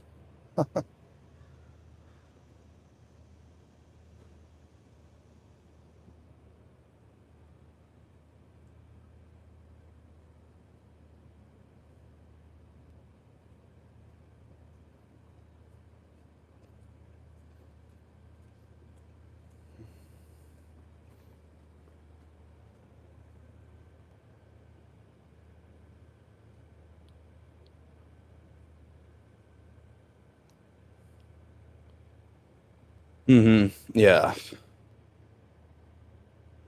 There you go, Z. Yeah, I think that's a better description of it. Yeah. Because if it was like directly Antifa, then why would the president uh, commute their sentences and pardon them?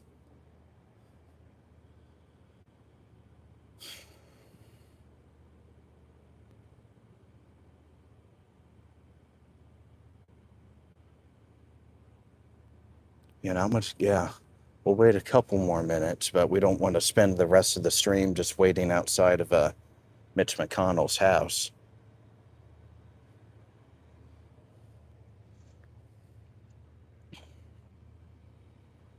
Okay, well, hey everybody, we are here standing live outside of Mitch McConnell's house in D.C. as the medical mystery uh, surrounding McConnell's health enters its second month now. The senator has been absent from the Senate since June 14th when he last cast his vote.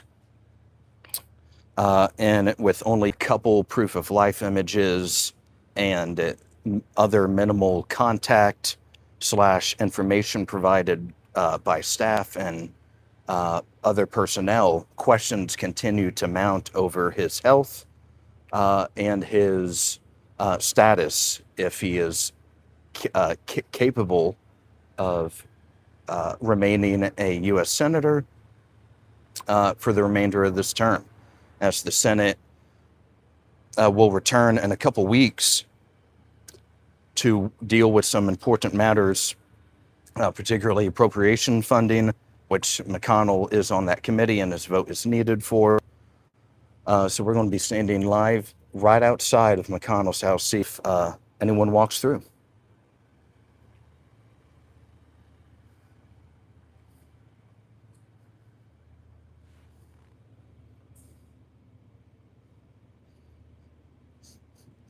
There's a couple of journalists.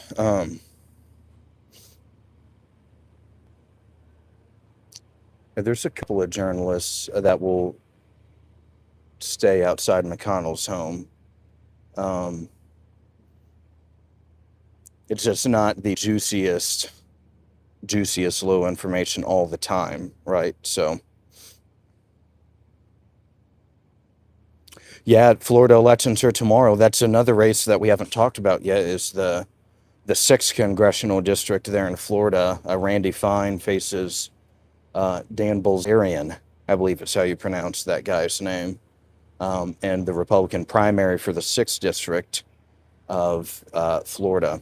I believe that's around like Daytona Beach area. Yeah, around Daytona Beach.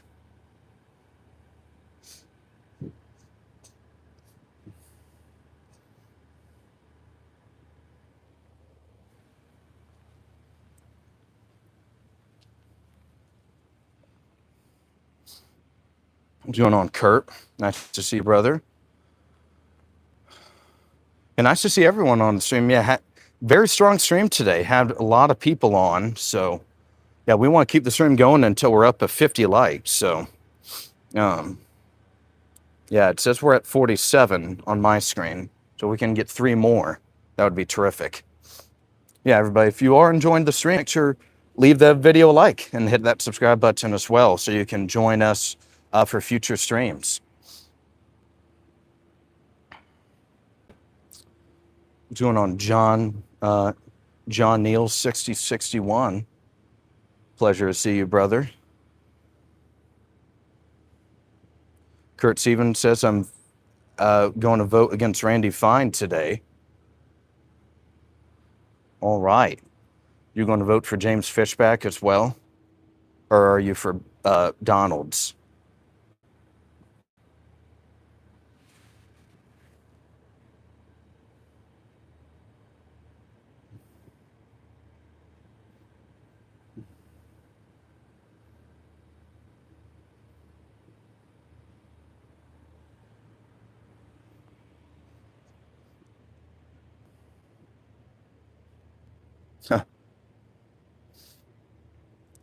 All right, hey everybody. All right, nice. Hey everybody. W's in the chat for Kurt Stevens. Thank you for the $4.99 super chat, brother. Everyone, please like that super chat message. Thank you very much, brother. Appreciate your support, man. Yeah, Kurt, you helped. You financed today's Monster Energy, baby. Yeah, we got a Monster Energy earlier, so we're all fueled up. Thank you very much, brother. Yeah, there we go. There we go, guys. Yeah, love to see the W's in the chat. Great day out here in DC. So thank you very much for your support, Kurt. That is awesome. Based and red pill, dude. So yeah, happy election day to you. Well, I guess tomorrow technically election day, but it sounds like you'll be able to do some voting today, it sounds like. So we do have shorts on today, but it's not as different, maybe, right? Because it's just khaki shorts with my polo. But we do have the McDonald's Grinch socks from last Christmas. I'm not sure if you guys remember the promotion McDonald's was doing. If you bought the Grinch meal or whatever, you got a pair of free socks. And they match perfectly with this polo. So I rock the McDonald Grinch socks with this outfit often. So thank you very much, brother. And Shilhan Omar, hey, what's going on, Shilhan? Nice to see you, dude.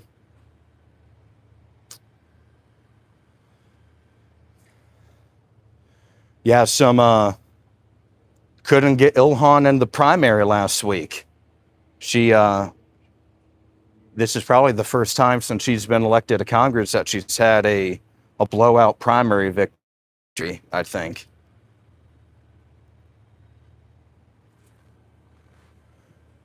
Not you says with food, gas, ice, rent, I don't think Americans can take much more. Hey, there we go, everybody. All right. We just got another $4.99 super chat from Kurt. Thank you very much, brother. Says, message today says, looks hot. Have another. W. Fishback and Bulzarian. All right, dude. Thank you very much. Yeah, everyone, please leave that a like. More W's in the chat for Kurt. That is awesome, dude. Thank you very much for your support, man. Yeah, let's go. Kurt Stevens is the man. Yeah, dude, we're America first all the way, baby. Bear says, scared to go to the empty tomb. Just, it's tough to do the live stream inside. And we just do most of our live streams outside. We'll do a video there one day. And also you have to have credentials to make it that far too. So like when I used to work in the Senate, I could go there, but now I don't have that badge anymore. So I can only get so far. Yeah, thank you, Kurt. Yeah, dude, it's great having you as a strong supporter of the show, dude. That's awesome. Jamie says, how did Lindsay's sister justify going from merely being her brother's seat caretaker to becoming a candidate? Probably, personal ambition. Right, it was I think we were all thinking it was going to be a temporary appointment, a temporary seat. But Darlene is now seeking the full term, and she is now in the runoff against Ralph Norman. Ralph Norman, the longtime conservative Congress member from South Carolina, seeking that 6-year term. Norman was also involved in the gubernatorial primary. Back in June, he was defeated in the first round, did not make it to the runoff. He lost to Alan Wilson and Pam Yvette. But Norman now taking a second crack at it here in August. He came in second to Darlene Graham in the primary, the first round of the primary last Tuesday, and then a week from tomorrow is the runoff. So they're still about 8 days away until the primary runoff begins. And we'll see what Norman can do. Yeah, he probably has a slight uphill battle, a little uphill battle a climb. But that doesn't mean he's toast. He could still beat Graham, I think. He's probably not the favorite right now, though, I'd say.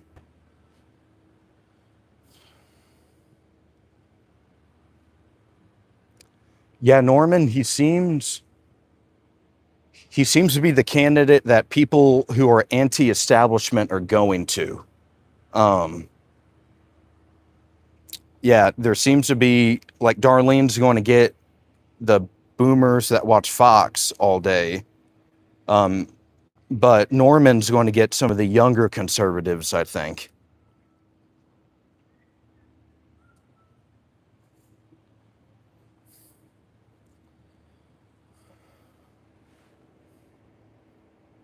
Yeah, everyone, thanks. Yeah, big thanks again to Kurt for the super chats this morning, helping supporting our show a great deal.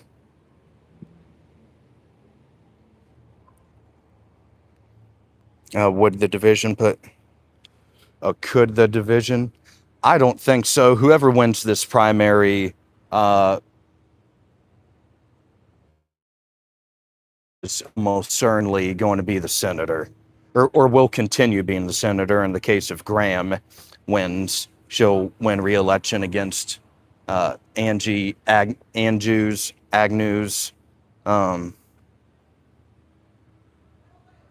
and the general election.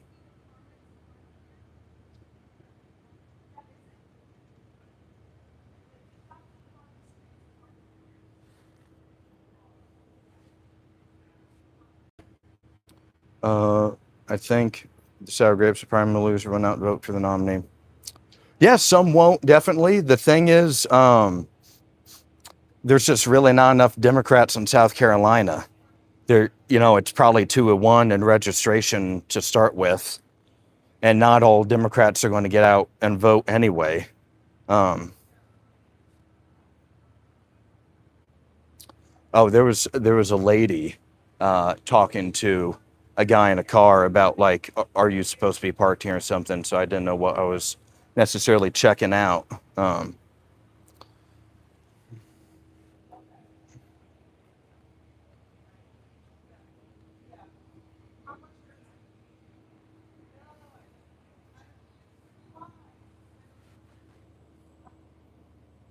Yeah, we'll be chilling here in front of McConnell's house for a little bit. We'll see how long we can.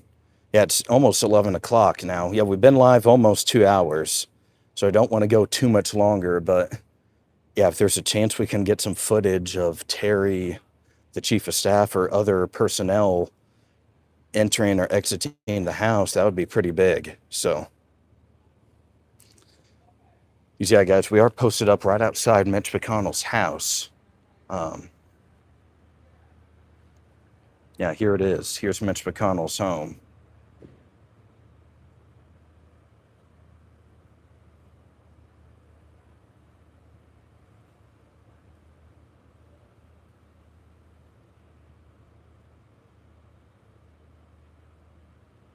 Drifting Beamer says no new wars. Doug says USA only. Yep, only, baby. Tyrone says they all serve Israel first. If not, AIPAC will send millions to primary them. Yeah, that's the case a lot of times.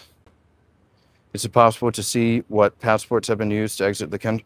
I don't think so. See, and Jamie, the thing is about McConnell, he's probably not in good enough health to travel. And the thing is, he still has a constitutional obligation to serve in the Senate. So if people found out he went to China, then that would be almost a bigger scandal than the health emergency. I wouldn't really expect him to leave the country. But I doubt he left the country, though.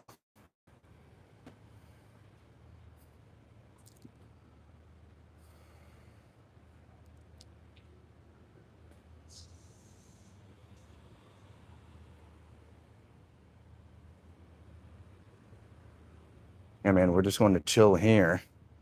Oop. Okay. We got some breaking news from CNN.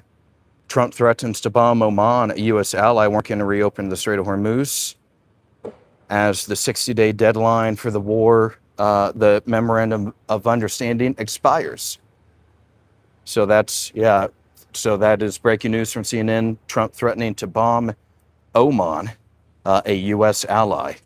Because right at the beginning of the stream, we were talking about how Iran would reopen the Strait of Hormuz. Whether that would be if Iran, incoming ships would go on the east side of the strait, hug the Iranian coastline, and then exiting the strait, ships would hug the Omani coastline.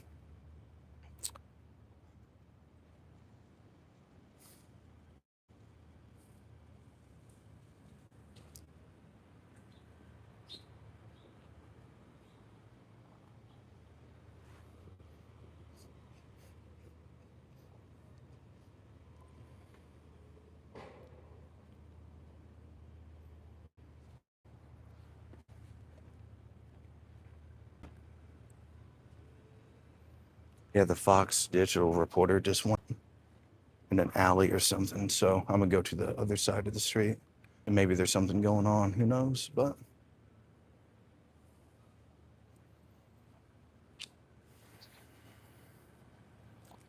cost.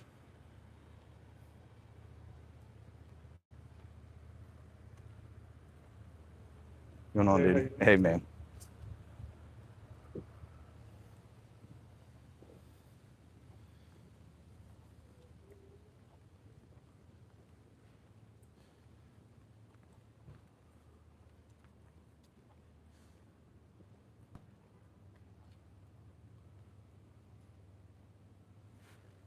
I wonder where he went.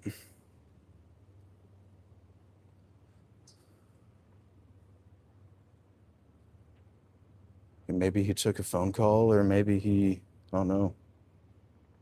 He just kind of dipped out real quick.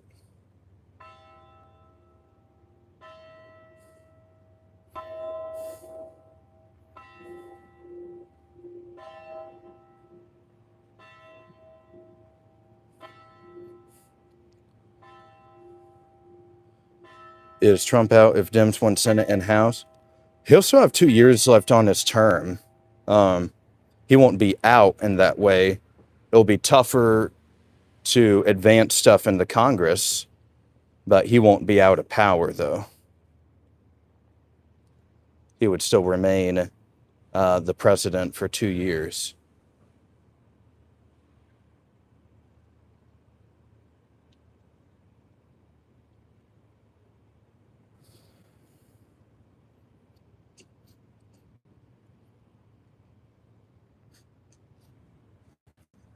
Someone asked this earlier if I thought Dems would impeach the president if they regain control of the House,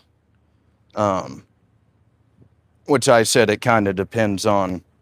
I'd say the closer Dems get to with 230 seats, the more likely they would be to impeach, because that means less swing district members would have to vote for it if they were scared about that damaging them in 28. But the thing is, to remove him, if the Senate, you would need a dozen or so Republicans at least to vote to convict. And last time, after the January 6th riot, they only got, I think, 7. And a good chunk of those 7 are not returning to Congress. Like Bill Cassidy will not be a member next year. Susan Collins might not survive re-election. So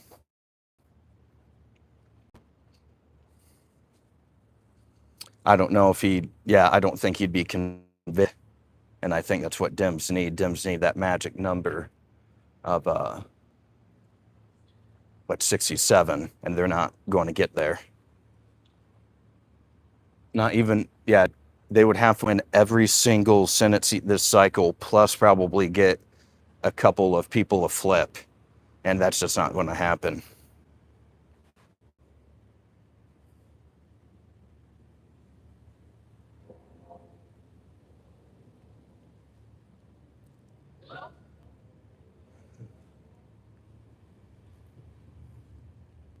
Yeah, we're still here chilling in front of Mitch McConnell's household. We're going to see if we can catch anyone on the way out. Yeah, we're still waiting. So it's pretty crazy, dude. Yeah.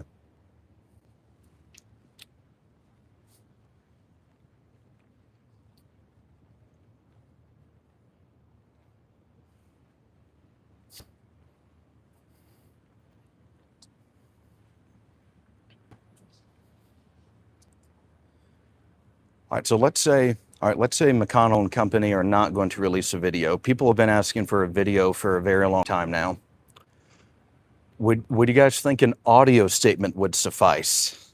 Let's say the picture isn't doing enough. Not enough people are believing the pictures, or the pictures don't do enough to confirm it. People, would it, like a radio statement, work?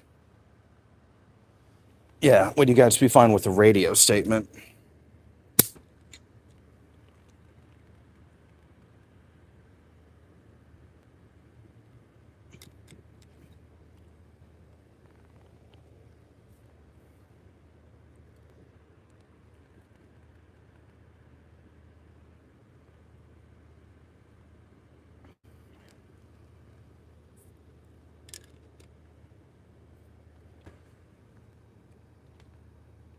Let's see.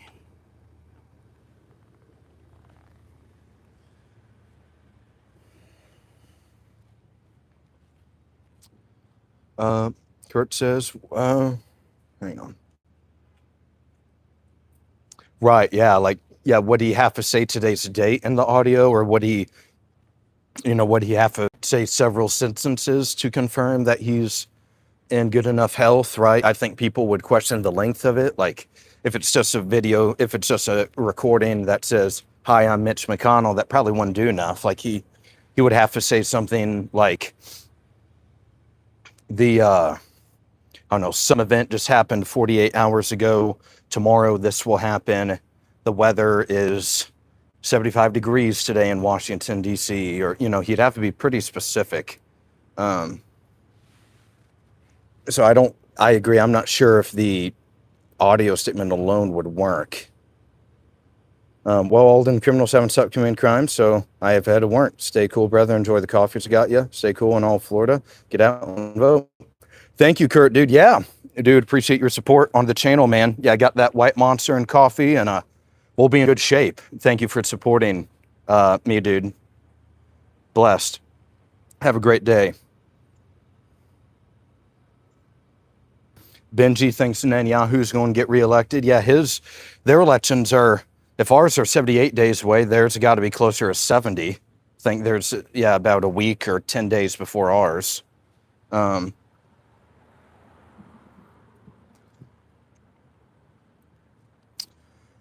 Well, so the thing is, with removing a senator, you can't really 25th Amendment a senator. You can't really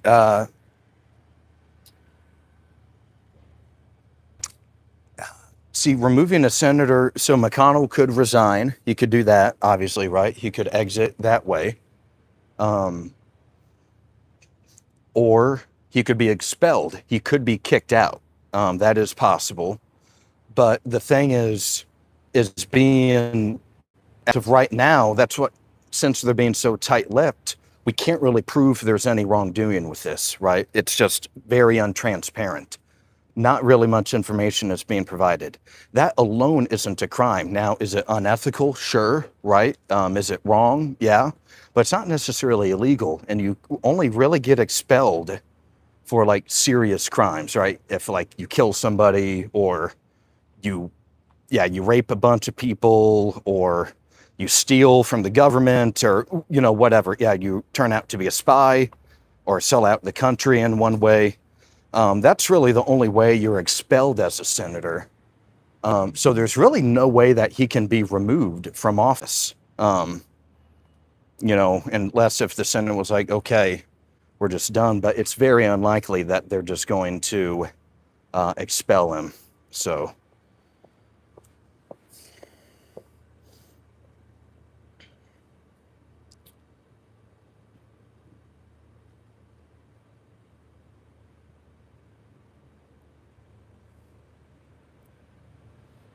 Colonel says, Yertle the turtle.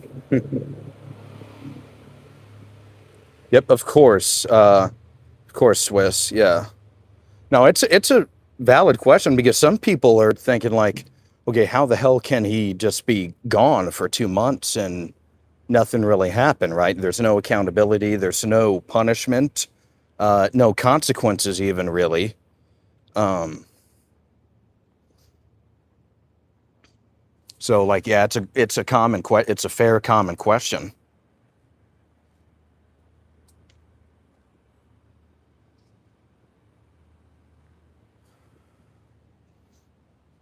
Because there was just a member of the House, Thomas Keene Jr. from New Jersey. He had missed, he was gone for like 4 months earlier this calendar year.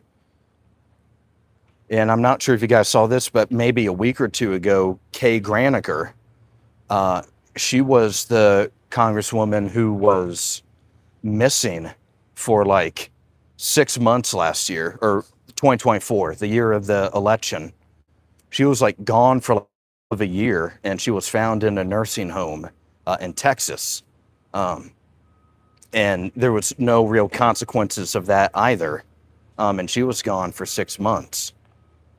So this is sadly a ever growing problem in the Congress. Members being absent and missing votes for several weeks and multiple months. That's a big concern.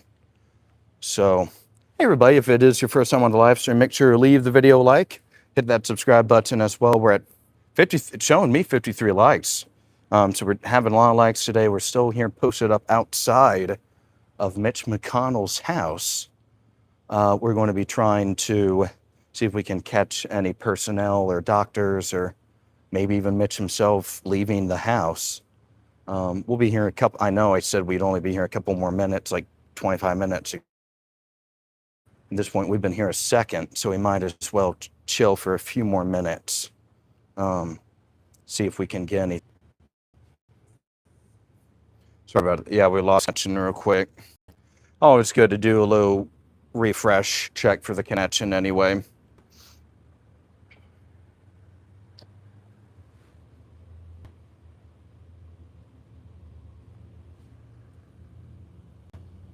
Oh man, ton of mosquitoes though over here. That's bad. Yeah, disadvantage about wearing the shorts, dude, is that yeah, the mosquitoes will attack.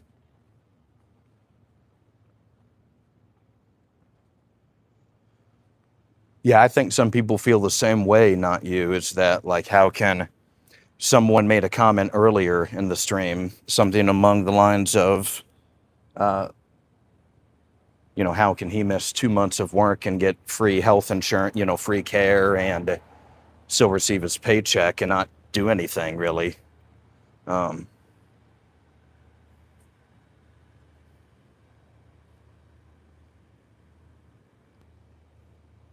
yeah, we are here outside of McConnell's home, so.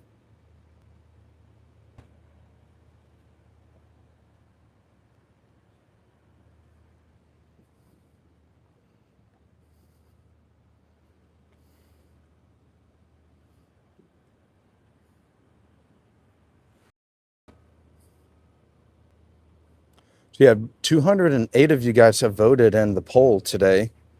About 68% of you guys believe that Iran and Oman own the Strait of Hormuz, and about 30%, 32% of you guys believe that the United States owns the Strait of Hormuz. So pretty decisive poll in today's poll.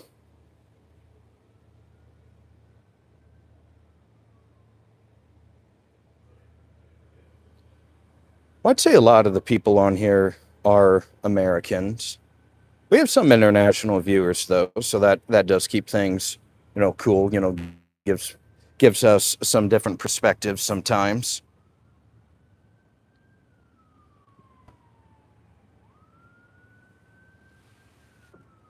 Yeah, so I'll kind of show you. Well, I don't want to exactly expose where. Hey guys, someone's coming. There's someone up there. Yeah, dude, I was almost ready. Yeah. I was almost ready to get after it. Yeah.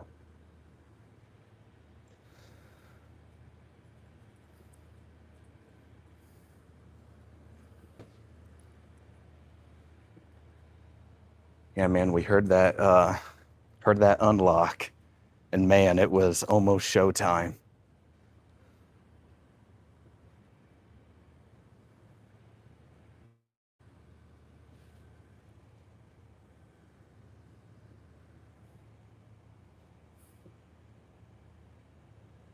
I know, yeah, it truly is not you. Yeah, it was just some it was just some like guy in his early 20s leaving his home, probably going to work or school or something. I guess school. August 17th. What school's probably about starting back up for most people, I'd say, right? Maybe not, maybe colleges wait a little bit longer, but it's almost time. Yeah.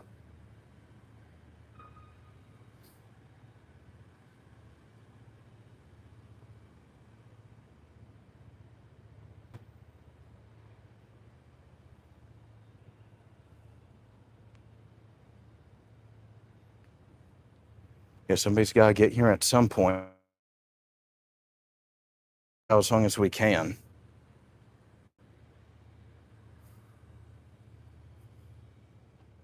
I know, yeah, just a little longer. Yeah, just got to keep grinding out here.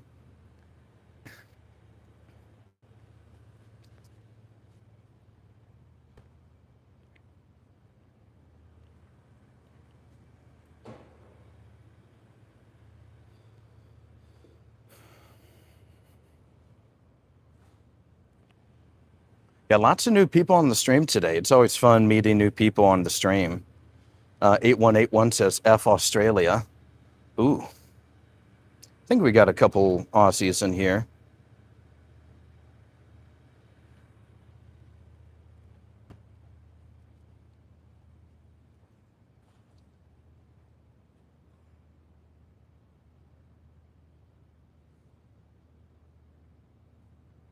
Hey, David Thompson, what's going on, big brother? Yeah, thanks for joining the stream today.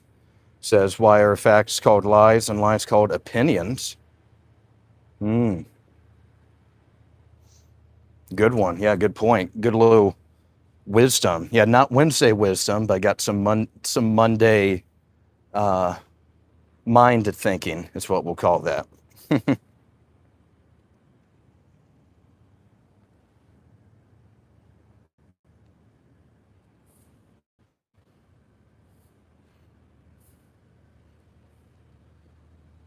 So, yeah, guys, let me know if the audio stops syncing from my voice. Yeah, if like um, the audio doesn't sync or anything. Live Blueberry 444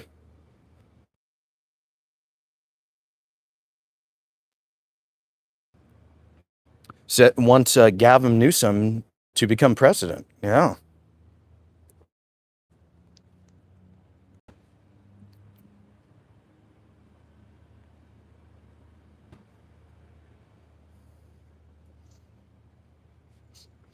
Yeah, he's doing okay in polling.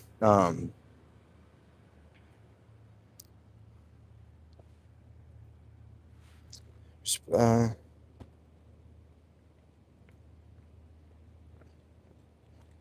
that's a funny one, Spartacus.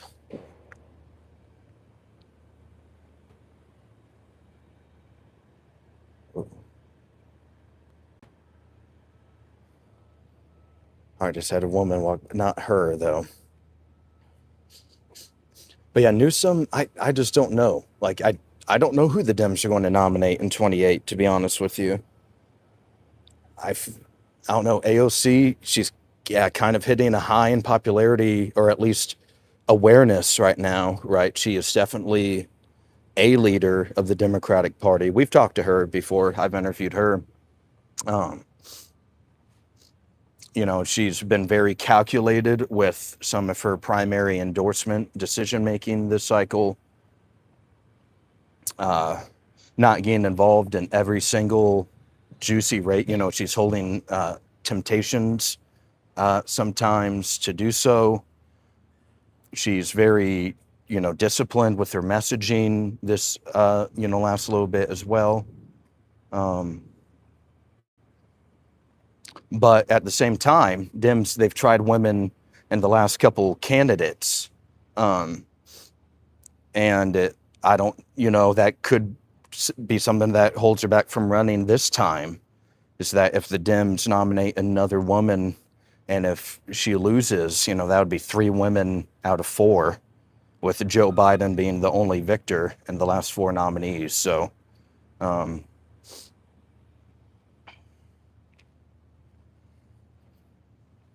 so it might be Newsom because of that, right? Yeah, Newsom is probably.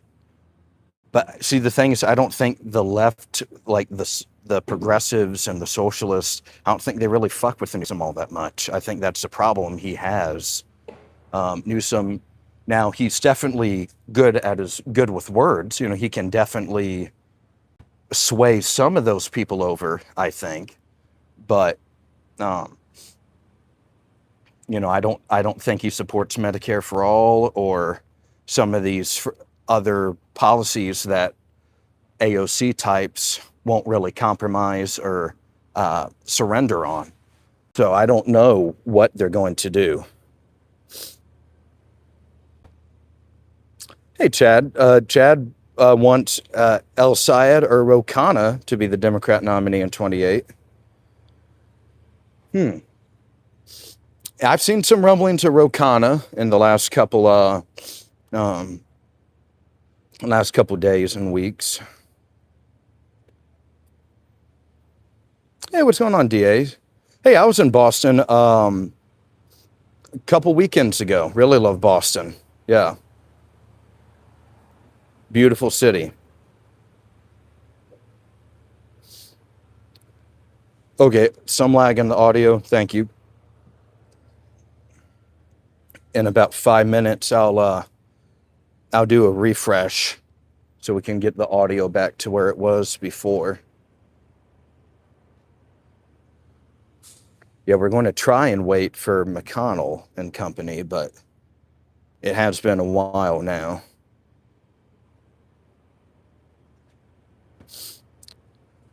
But yeah, the Dems are pretty, a lot of their messaging is, definitely perceived as anti-white by a lot of people. So I think you're on to something there.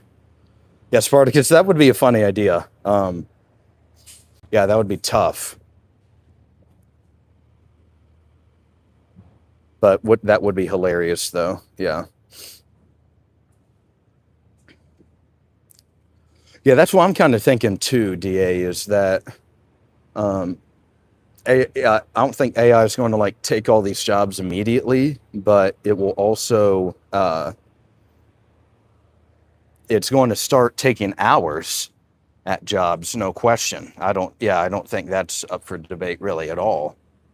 That's going to start shrinking some of the workforce, or at least because just some stuff, the stuff it's already really good at, like writing and designing images, it's going to start, for example, even my page, right? AI helps me with my thumbnails and, you know what I mean? So that's just a lot of time that I don't have to spend time on it, which allows me to stream longer and, research more ideas for content or whatever it is.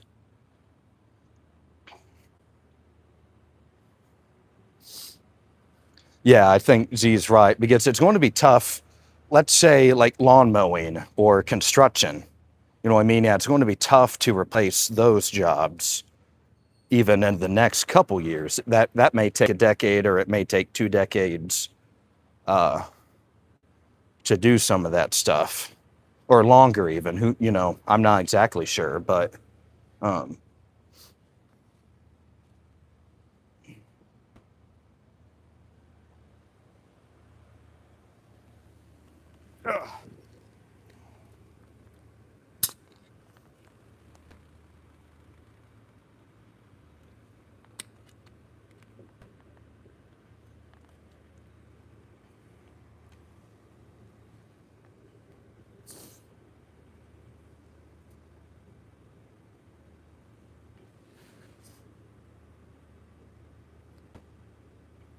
Oh yeah, I'm sure that, it may be sooner than a decade. And that's definitely a possibility. The thing is how can they get to that like 100% of certainty that it takes to build like, homes and vehicles, right? Are people going to be comfortable purchasing that stuff? Maybe, you know what I mean? Like, um, I know there's already self-driving cars, like there's Waymos in Austin, Texas. When I was there in Texas for that wedding back in March, um, there were a ton of Waymos in that city. So there's already some stuff like that self-driving and totally, uh, totally machine type. Um,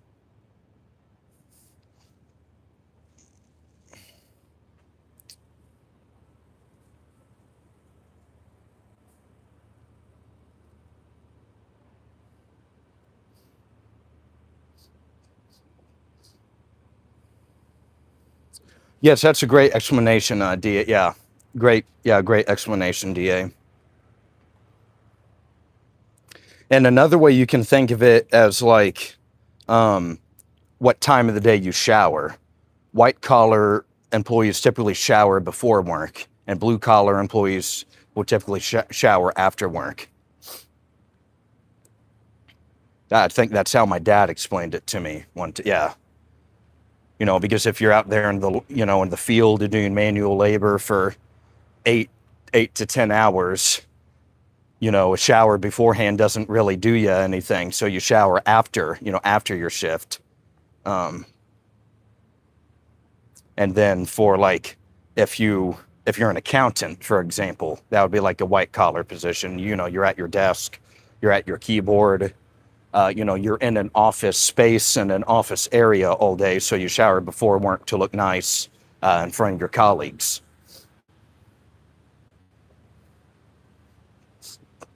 Yeah, you know what I mean? Like, just think of the time you'd be saving with some of these humanoid robots, right?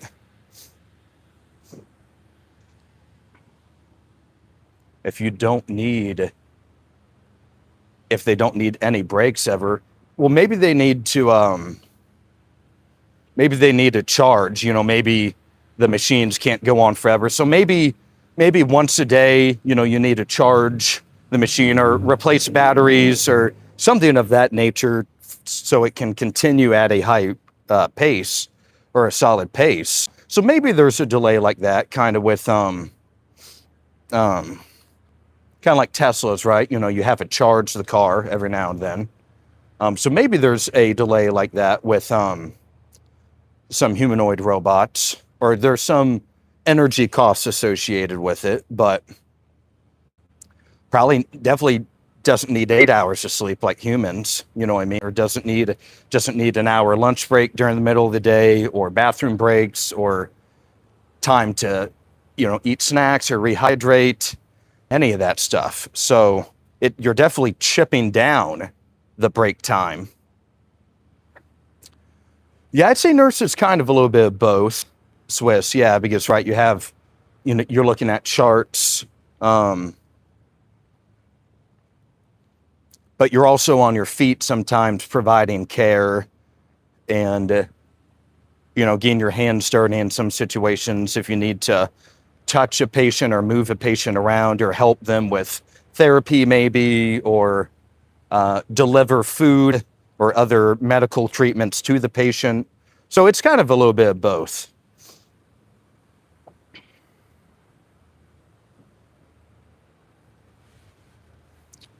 Yeah, there wouldn't be much of slowing down. I agree.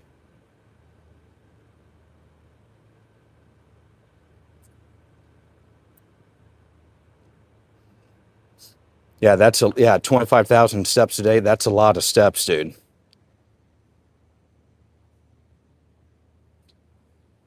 I shower before work typically. Yeah, which I'm kind of different though in the economy. I do have a day job, obviously, which I'll head to after we're done streaming. But um,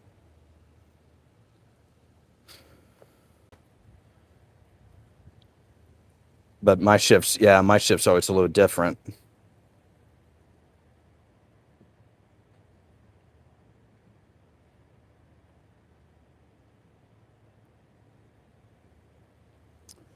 Z says they recently had a live stream where they had a human compete with a humanoid robot in a shipping facility. I think I might have seen that. Wasn't it? Weren't they trying to package something up?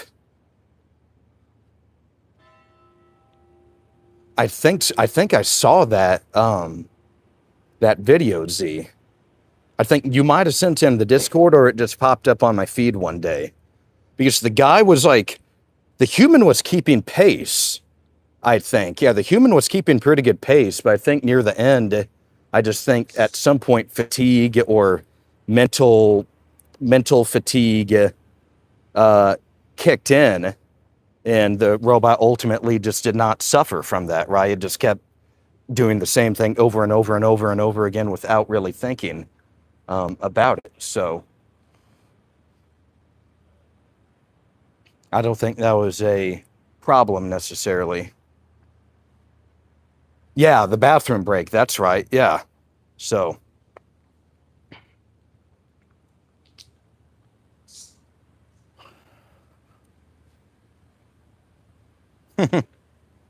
or a smoke break.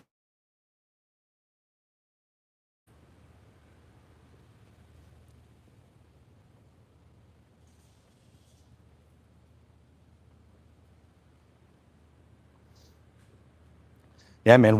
Keep your hands clean, dude. Gotta wash them hands. No question about it. Hey, everybody. If you're just now joining the live stream, make sure to leave the video a like. Also hit that subscribe button as well. Lots of new people on the stream today. Really happy with our conversation we've had. And it's been a second since we've done a stream. We only did the election stream last week and just kind of needed some time to, yeah, it's August recess. It's kind of a slow news month. We talked about Iran today. We'll talk about elections tomorrow as well. But we're here, just a little update if you're just now joining the stream. We are here live outside of Mitch McConnell's house, Senator Mitch McConnell's house here in Washington, D.C. Seeing if anyone's going to pop in or out. Haven't seen anyone yet. We've been here probably near an hour now. No activity. But we're going to we'll chill here a little while longer.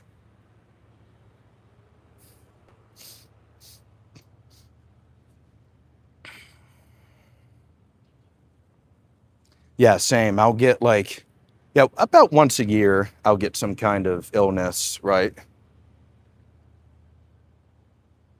Yeah. I think that's common for most people, get some kind of relative illness, maybe once a year, maybe twice a year sometimes.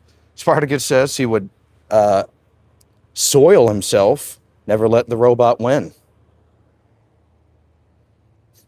Yeah, man, we can't be overtaken by the robots, dude. If that's what it takes, I think we all have to do it.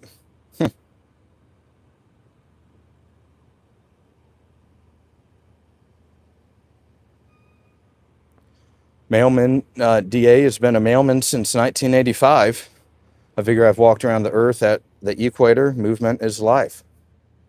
Yeah, you're always moving. And look, I think people gotta move. We're humans are designed to be mobile creatures, right? We're not really designed to sit on our duff all day and do nothing.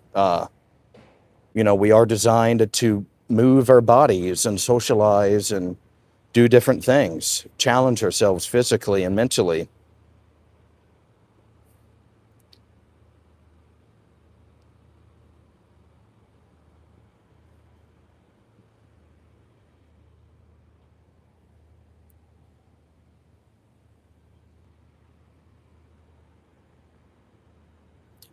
Dennis Simpson, when chickens stay up all night watching TV, we eat Chinese robo chicken takeout.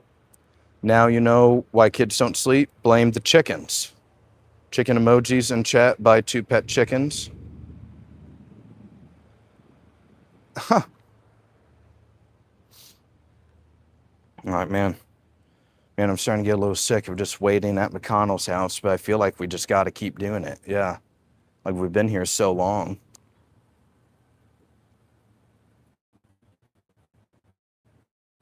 Trying to stretch my calf a little bit.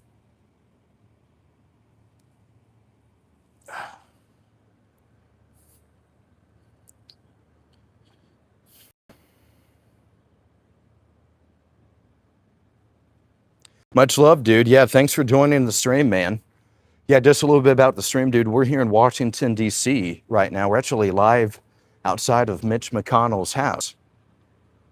So, yeah, we're going to see if him or other personnel will be leaving the house today. Maybe we can ask them a couple questions about how the senator is doing, you know, how Mitch McConnell updates on his health, see if we can get any information.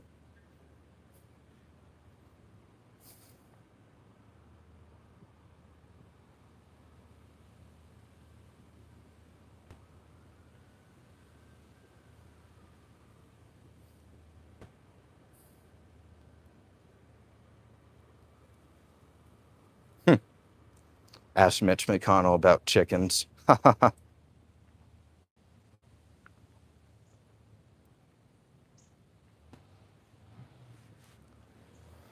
Yeah, we started the stream, you know, at the Capitol. Today we went down, checked out some of the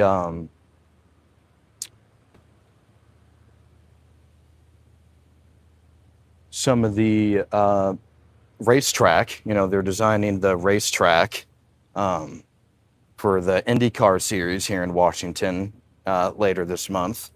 So that was kind of cool to check some of that out. Haven't really been down to the mall much this summer. We've been spending a lot of time at the Capitol for most of our live streams this summer.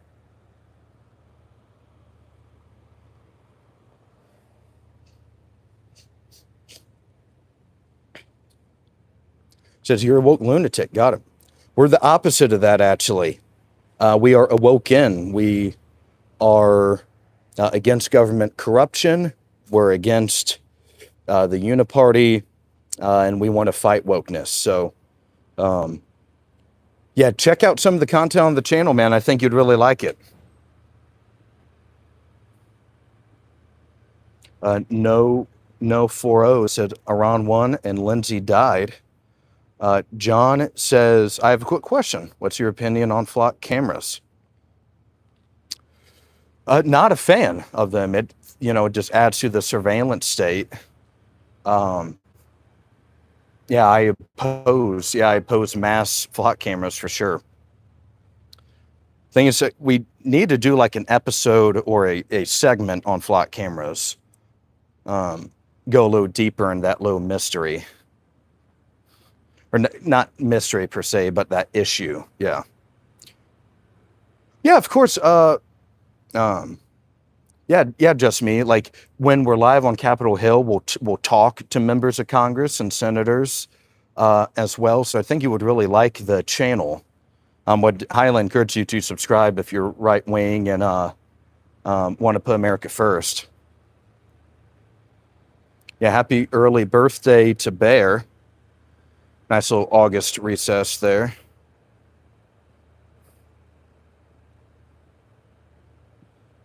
Yeah, we love our chickens.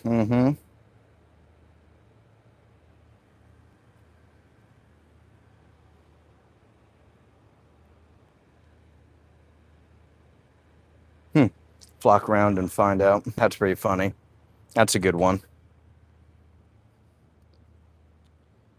No 40 says tested on Palestinians, exported to Americans.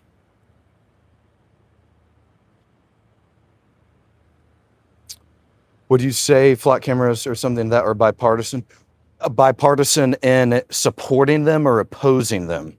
Because there's some, it seems to be a little bit of both. You know, there's some, it seems to be more of the right wing as a whole as opposed to the flock cameras. You know, there might be a couple left wing that are just opposed to, you know, maybe citing privacy or that they're not helping, maybe even. But now it should be, yeah, I think opposing should be bipartisan, ideally. Yeah. Right. Yeah. It's just really, yeah, that's Z kind of brings up the point of them, quote, working. They're not really, are they effectively like bringing down crime, um, or are they just, yeah, harassing everyday citizens for going 5 miles over the speed limit or jaywalking, or, you know what I mean? Just something that is not really actually a benefit or helping anybody, helping anything. Not even that it's legal or constitutional in the first place, but at least if they're going to do it, have it be, some kind of positive of a benefit, at least at a bare minimum.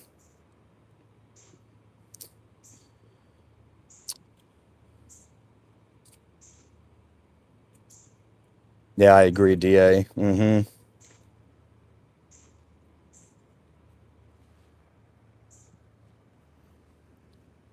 man, they're everywhere, bro. Well, it's almost, yeah, we've been here almost an hour now. Not sure if I really want to, how much longer we want to stay out here.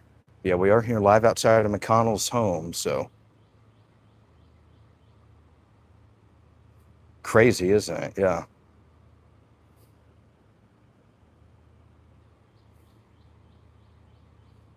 Yeah, we'll keep chilling here for a couple more minutes, but we've been saying that for, yeah, about 40, 45 minutes now that we'd be leaving soon, so.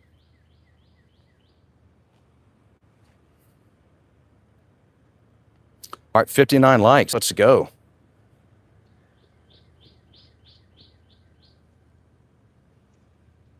Yeah, John, that's how it goes a lot of times. The elected officials on a lot of these things that the majority of the voting population is against will always flip. They, yeah, it's like they oppose each other there.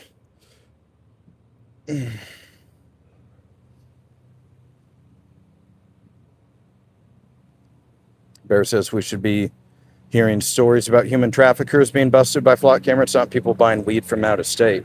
Yeah, you know what I mean? Like if they were actually like, okay, let's say by this year's end, and let's say pedophile arrests increased by like 4,000%, or like crime, yeah, more crime was solved because of flock cameras.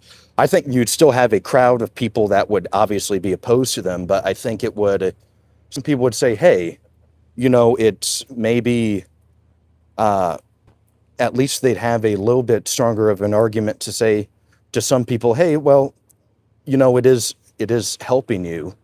It's not actively hurting you. It only hurts you if you're a rapist or an actual criminal or something. Um, you can look the other way about this, but that's not really happening, to your guys' point. So I think that's what's causing a lot of the opposition. So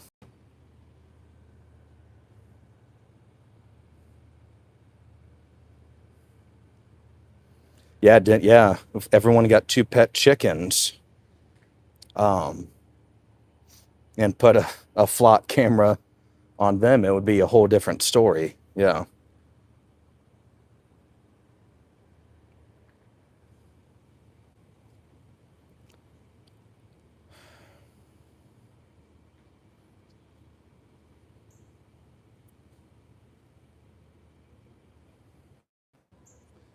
Yeah, yeah, Mudbutter. So thank you. Like where we are today. We've been here about an hour though. We're here live outside of Mitch McConnell's house. And we're going to see if his chief of staff or any other uh, of his regime of personnel will be exiting the household, and we can maybe try to talk to them or get a couple questions answered or something. Um, so yeah, we're just chilling out here in front of Mitch's house. Yeah. So,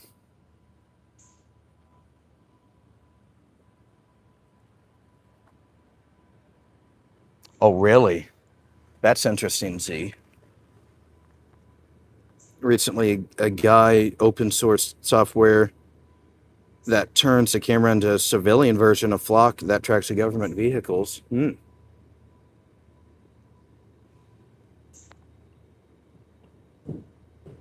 Genius, yeah.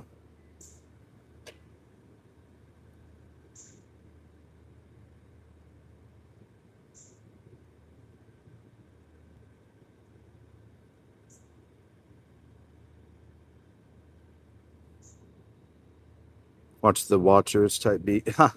Yep.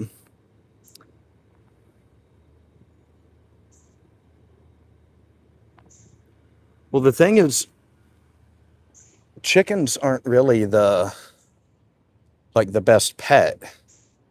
You know what I mean? Like, yeah, they're not really domesticated to be your pet necessarily. I know they're raised on, domestically raised, but not really like a dog or a cat. Um, so like, would you have to? Yeah, I'm not sure.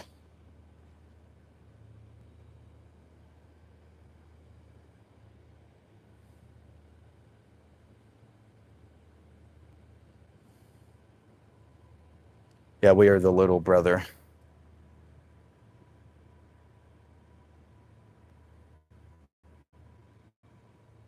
Huh. Yeah, like a vampire.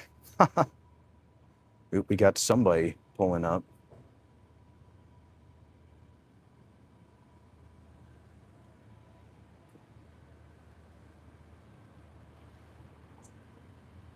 Okay, not fourth. Yeah, maybe they're going to the back of the property. You never know.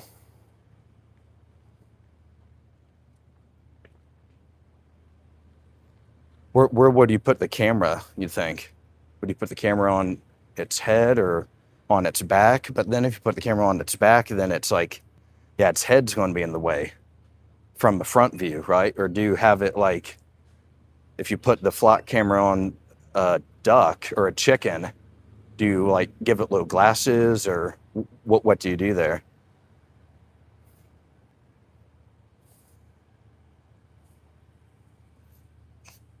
Huh. Yeah, there'd just be a bunch of shit everywhere.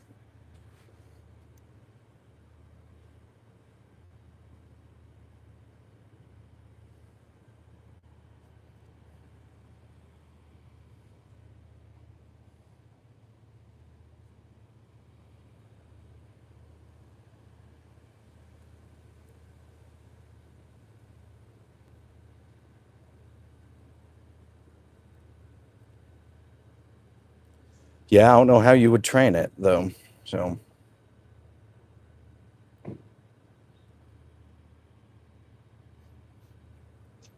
hi. Like an ankle morn. Okay. Interesting. Everybody, if it is your first time on the live stream, make sure to leave the video a like. Also hit that subscribe button as well. We're out here live outside of Mitch McConnell's household today. We're going to see if maybe the senator, maybe other regime personnel makes a visit or leaves the household. We'll try ask them a couple questions on the senator's health and ask if they're going to release a video or at least some audio file of some sort to better confirm the senator's health and whereabouts, including his specific conditions. We don't really know what's all going on all that much about the senator. So pretty cool. Yeah, we're just staking out here for a little bit. But would love to remind you guys, make sure you hit the like and subscribe button as well. Additionally, if you like political debate and discourse in Discord, make sure to join our Discord.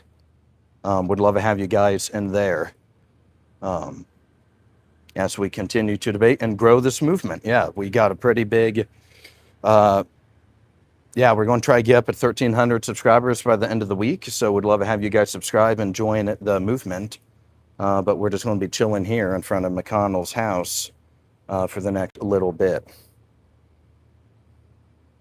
Yeah, thank you all for commenting on the stream today, liking the video. Yeah, up at 61 likes, so that's a really good like count today. Yeah, this is one of our stronger streams that we've had in a minute in terms of likes. So very good there.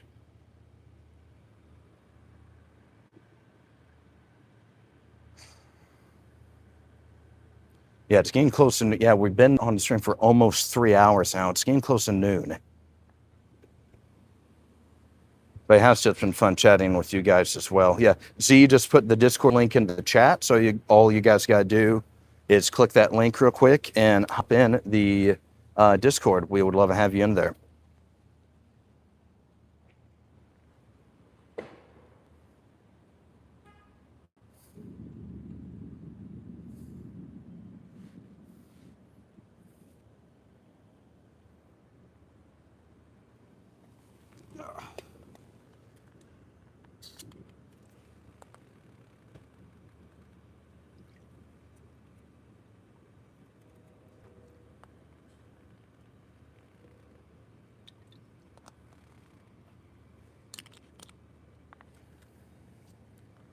Here we go. Just wanted to finish the Monster Energy we got. Thanks to Kurt's Super Chats. Thank you very much again to Kurt for super chatting the show, supporting the show financially. Allows me to continue my on-the-ground work here in Washington.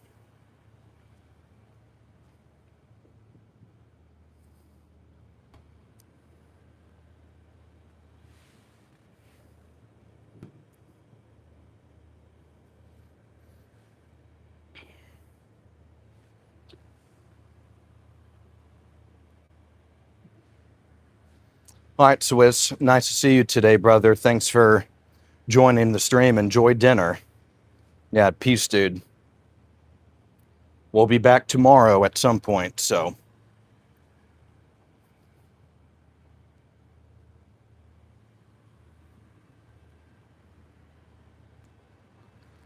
Yeah, let's give it a couple more minutes. Yeah, let's give it a couple minutes past 12, and then we'll probably call it.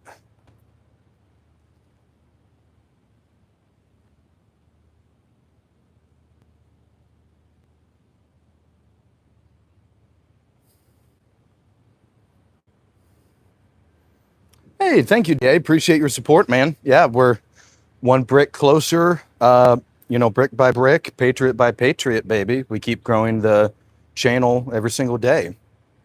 So thank you for your support, dude. Yeah, glad to have you here. Seems like you'll be great and fit right into our community that we're building.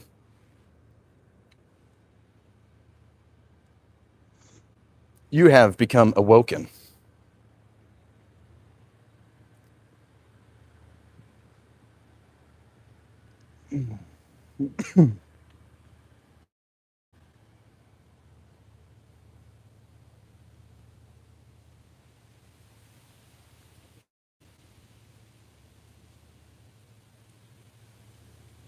Yeah, that was big. Yeah, big W for Kurt. Yeah.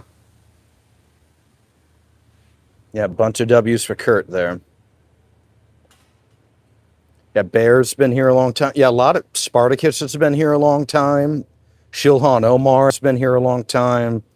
Z, Swiss Mike, Kenobi 5618. He's here all the time as well. Mud Butters. Yeah, so like the channel is really we're really getting there. We're definitely in the right direction. And there's been a very strong stream as well today.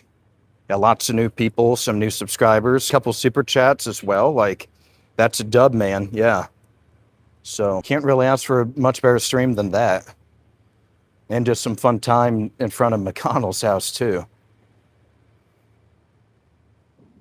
Yeah, we'll be here in a couple more minutes. I don't want to wait here forever, but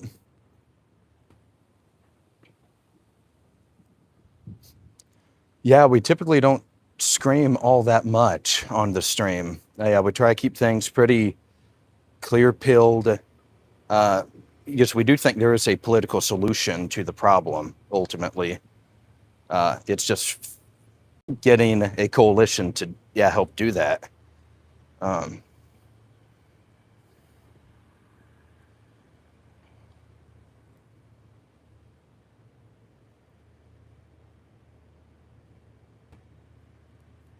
and we are the channel is free speech absolutists.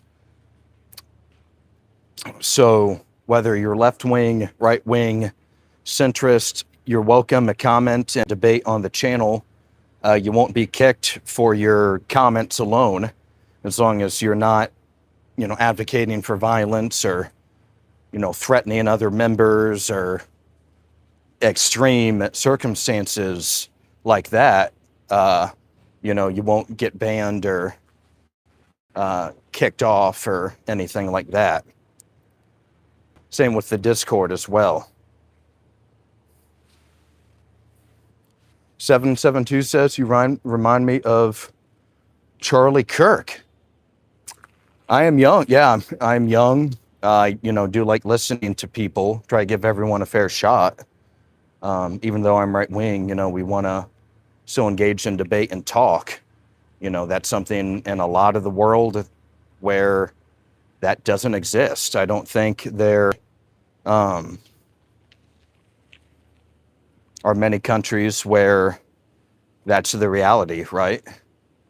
Where you'll get killed for speaking your mind in some situations.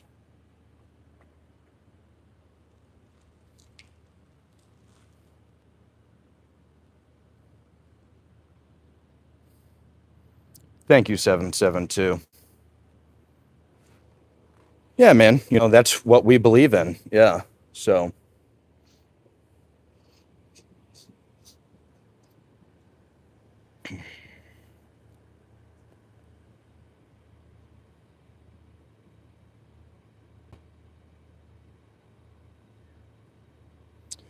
well, you're here in 2020. You've been here a lot, 2026. So I keep compelling you to return to the stream.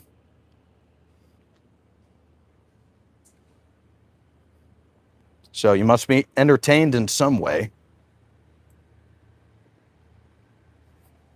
My uncle once climbed to the top of the State House dome, hung a pro-life banner, and got arrested in the 1980s. How that's based.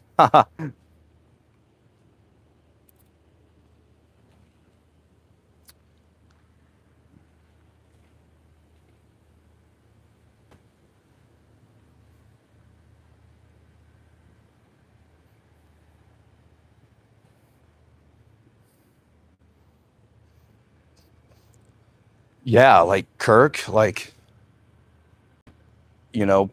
have been the president one day. Um, yeah, he pretty, was pretty important for the right wing movement in American politics, no question. Charlie, he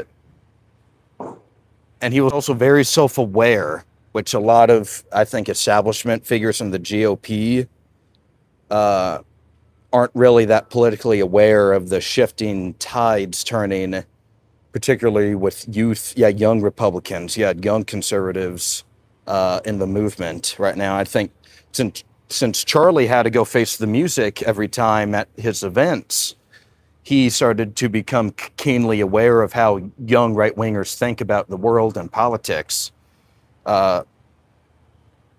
So he was very tactical in his strategic approach.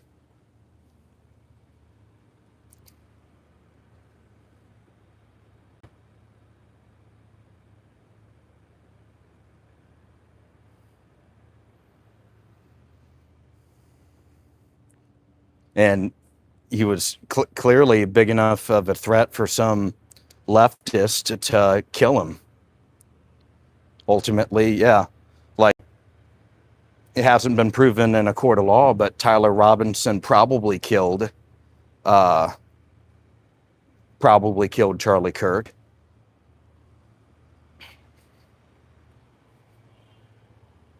And remember, the left celebrated like normal. the electeds didn't celebrate. Like, yeah, the members of Congress didn't celebrate, but remember, like, everyday leftists created TikToks dancing when Charlie Kirk got assassinated, you know, celebrating.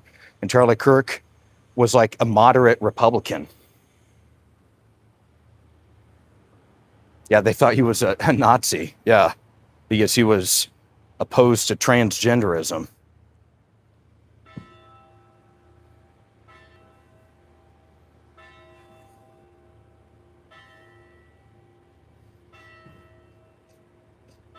All right, it just hit noon here on the East Coast. Still nothing from McConnell's house.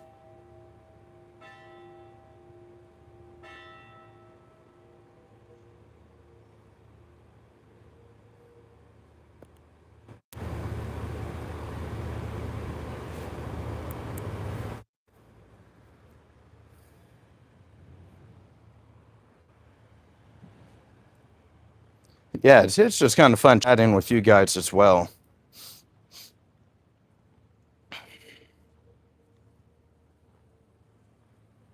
What's going on, Upland 7?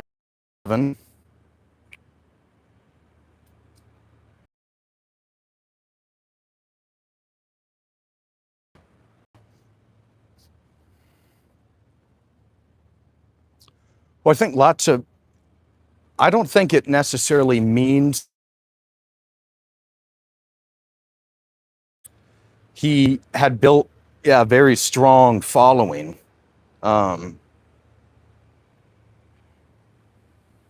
he built a pretty strong following, and had lots of ties to people in the conservative movement and right-wing politics,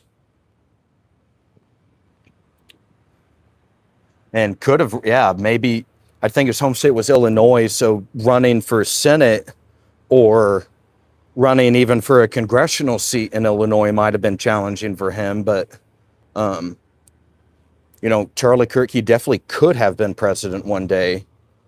Now, maybe you know, who knows? But he definitely would have had a chance.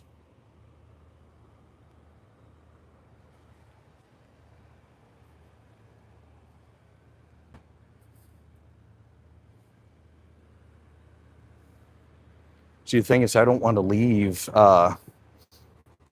leave here and then somebody come out like 5 minutes later. I know, yeah, that would just be devastating. If we wait all morning. I've been here like 75 minutes, but we wait outside of McConnell's house all morning and nothing happened. So yeah, maybe no one's inside. Who knows? But there is, Capitol Police personnel out here waiting with him, or out here waiting at least.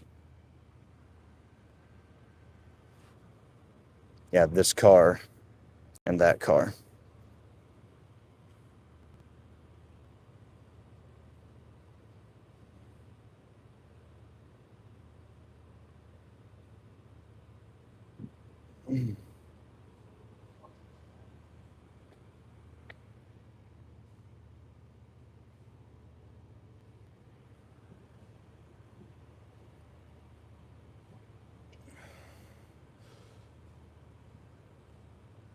Yeah, that's the thing. We really don't know any real information about McConnell. You know, some people are saying those images are not nearly enough for a proof of life, or that it's legit, right? You know, and the image, you know, they do seem kind of weird. Um,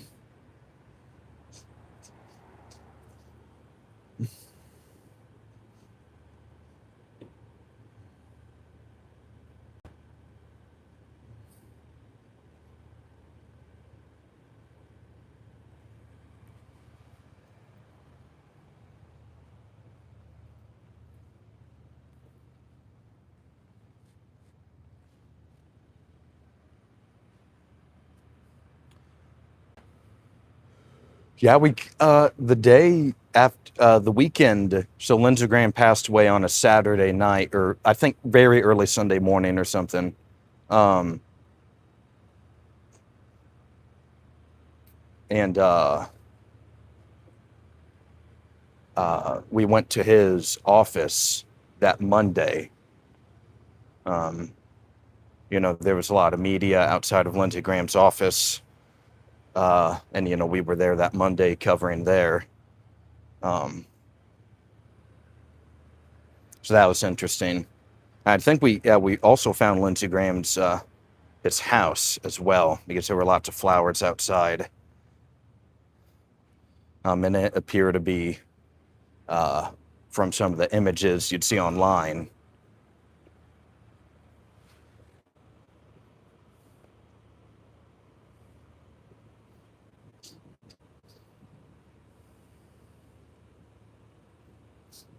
It is kind of interesting that, so the WNBA, wasn't it 15 women or so? They had a meeting to try to determine what a woman is, because of people like Royce White and Ernest Canner and a couple others, mentioning that they were going to declare for the WNBA draft.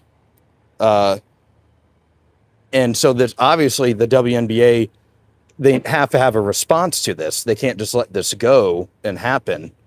So they had a meeting to try to determine what a woman was, and they couldn't. Yeah, there were 15 women in that meeting, and they could not have a definition of what a woman is. So pretty interesting stuff there as well.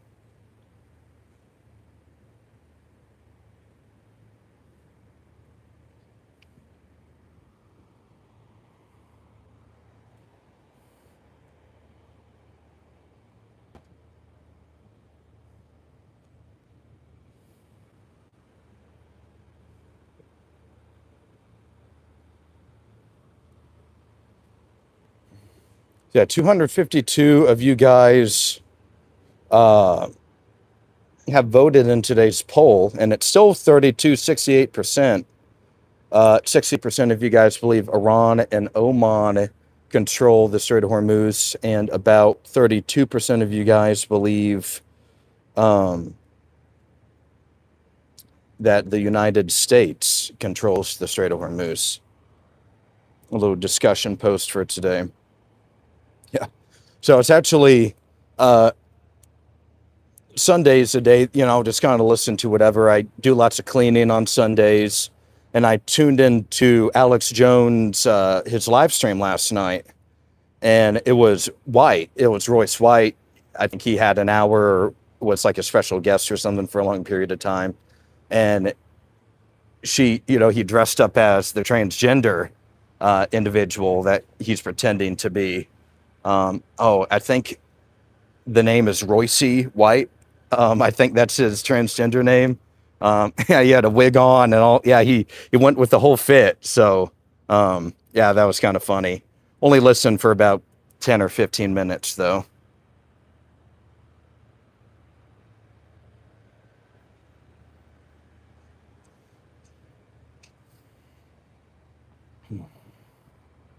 Well, it is an interesting discussion, though, right? Because, yeah, it forces the WNBA to either let them play, or the WNBA will have to they'll have to make some rule off of it, because it can't, they'll have to change something. It forces a response from the WNBA is what it does. It also gives them attention as well, right? Maybe they're just doing it for attention. That's always a possibility. But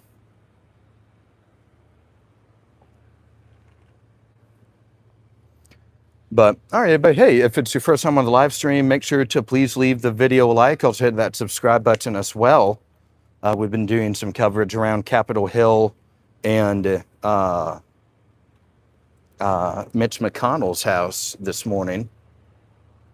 We've been talking about a lot of issues. We've been talking about the war in Iran a good bit today, talking about some elections, talking about COVID, talking about the WNBA.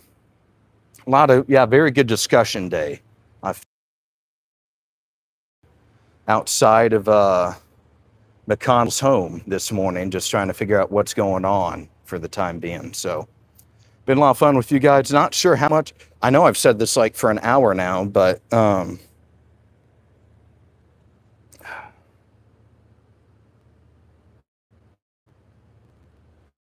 yeah, it is. Has been a strong stream today. Very strong stream. So haven't really wanted to cut it yet. Yeah, we've gone more. Yeah, a lot of likes today. A lot of new subscribers as well.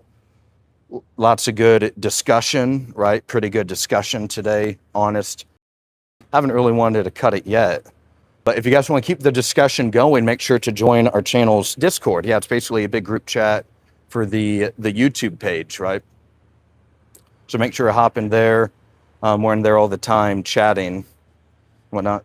There we go, Paul. Nice to see you again, brother. Yeah, thanks for joining again, man.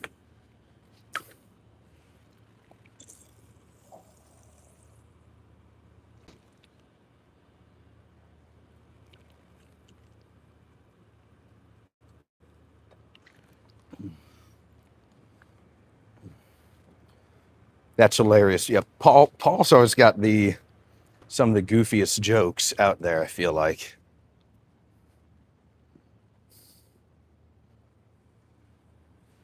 It says, much love, MAGA Patriots. And my generation had Wonder Woman. This generation wonders what a woman is.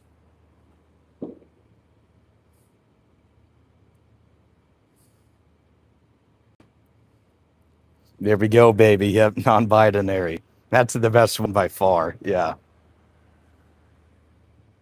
Non-binary.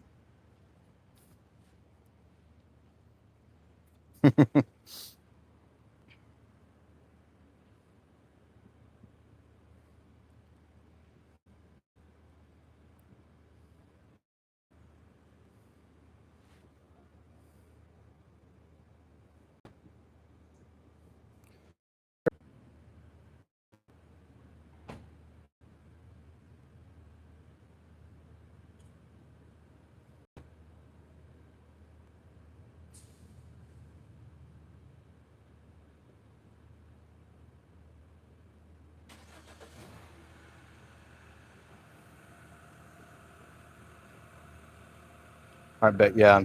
We're back, but I think, all right, looks like, yeah, we are back, baby. Okay, great.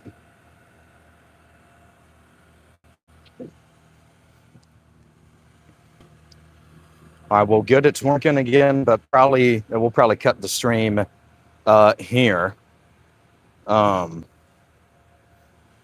Yeah, been fun hanging out with you guys today, but we've been on about 3 hours, 3.5 hours or so, so it's been a while. Don't want to stay on forever, and this is kind of a good stopping point as well. So, all right, everybody, well, you have been awoken with Aulden. Much love, everybody. We'll be back tomorrow, and we'll see what we can get tomorrow. We'll have a new discussion, some new posts, little poll. The Strait of Hormuz question. About 2/3 of you believe that Iran/Oman has control of the strait, while about a third of you guys believe the United States does. So we'll be back tomorrow. Make sure to like and subscribe. Hop in our Discord, and we'll be back tomorrow. You have been awoken with Aulden. Much love, everybody. Take care now.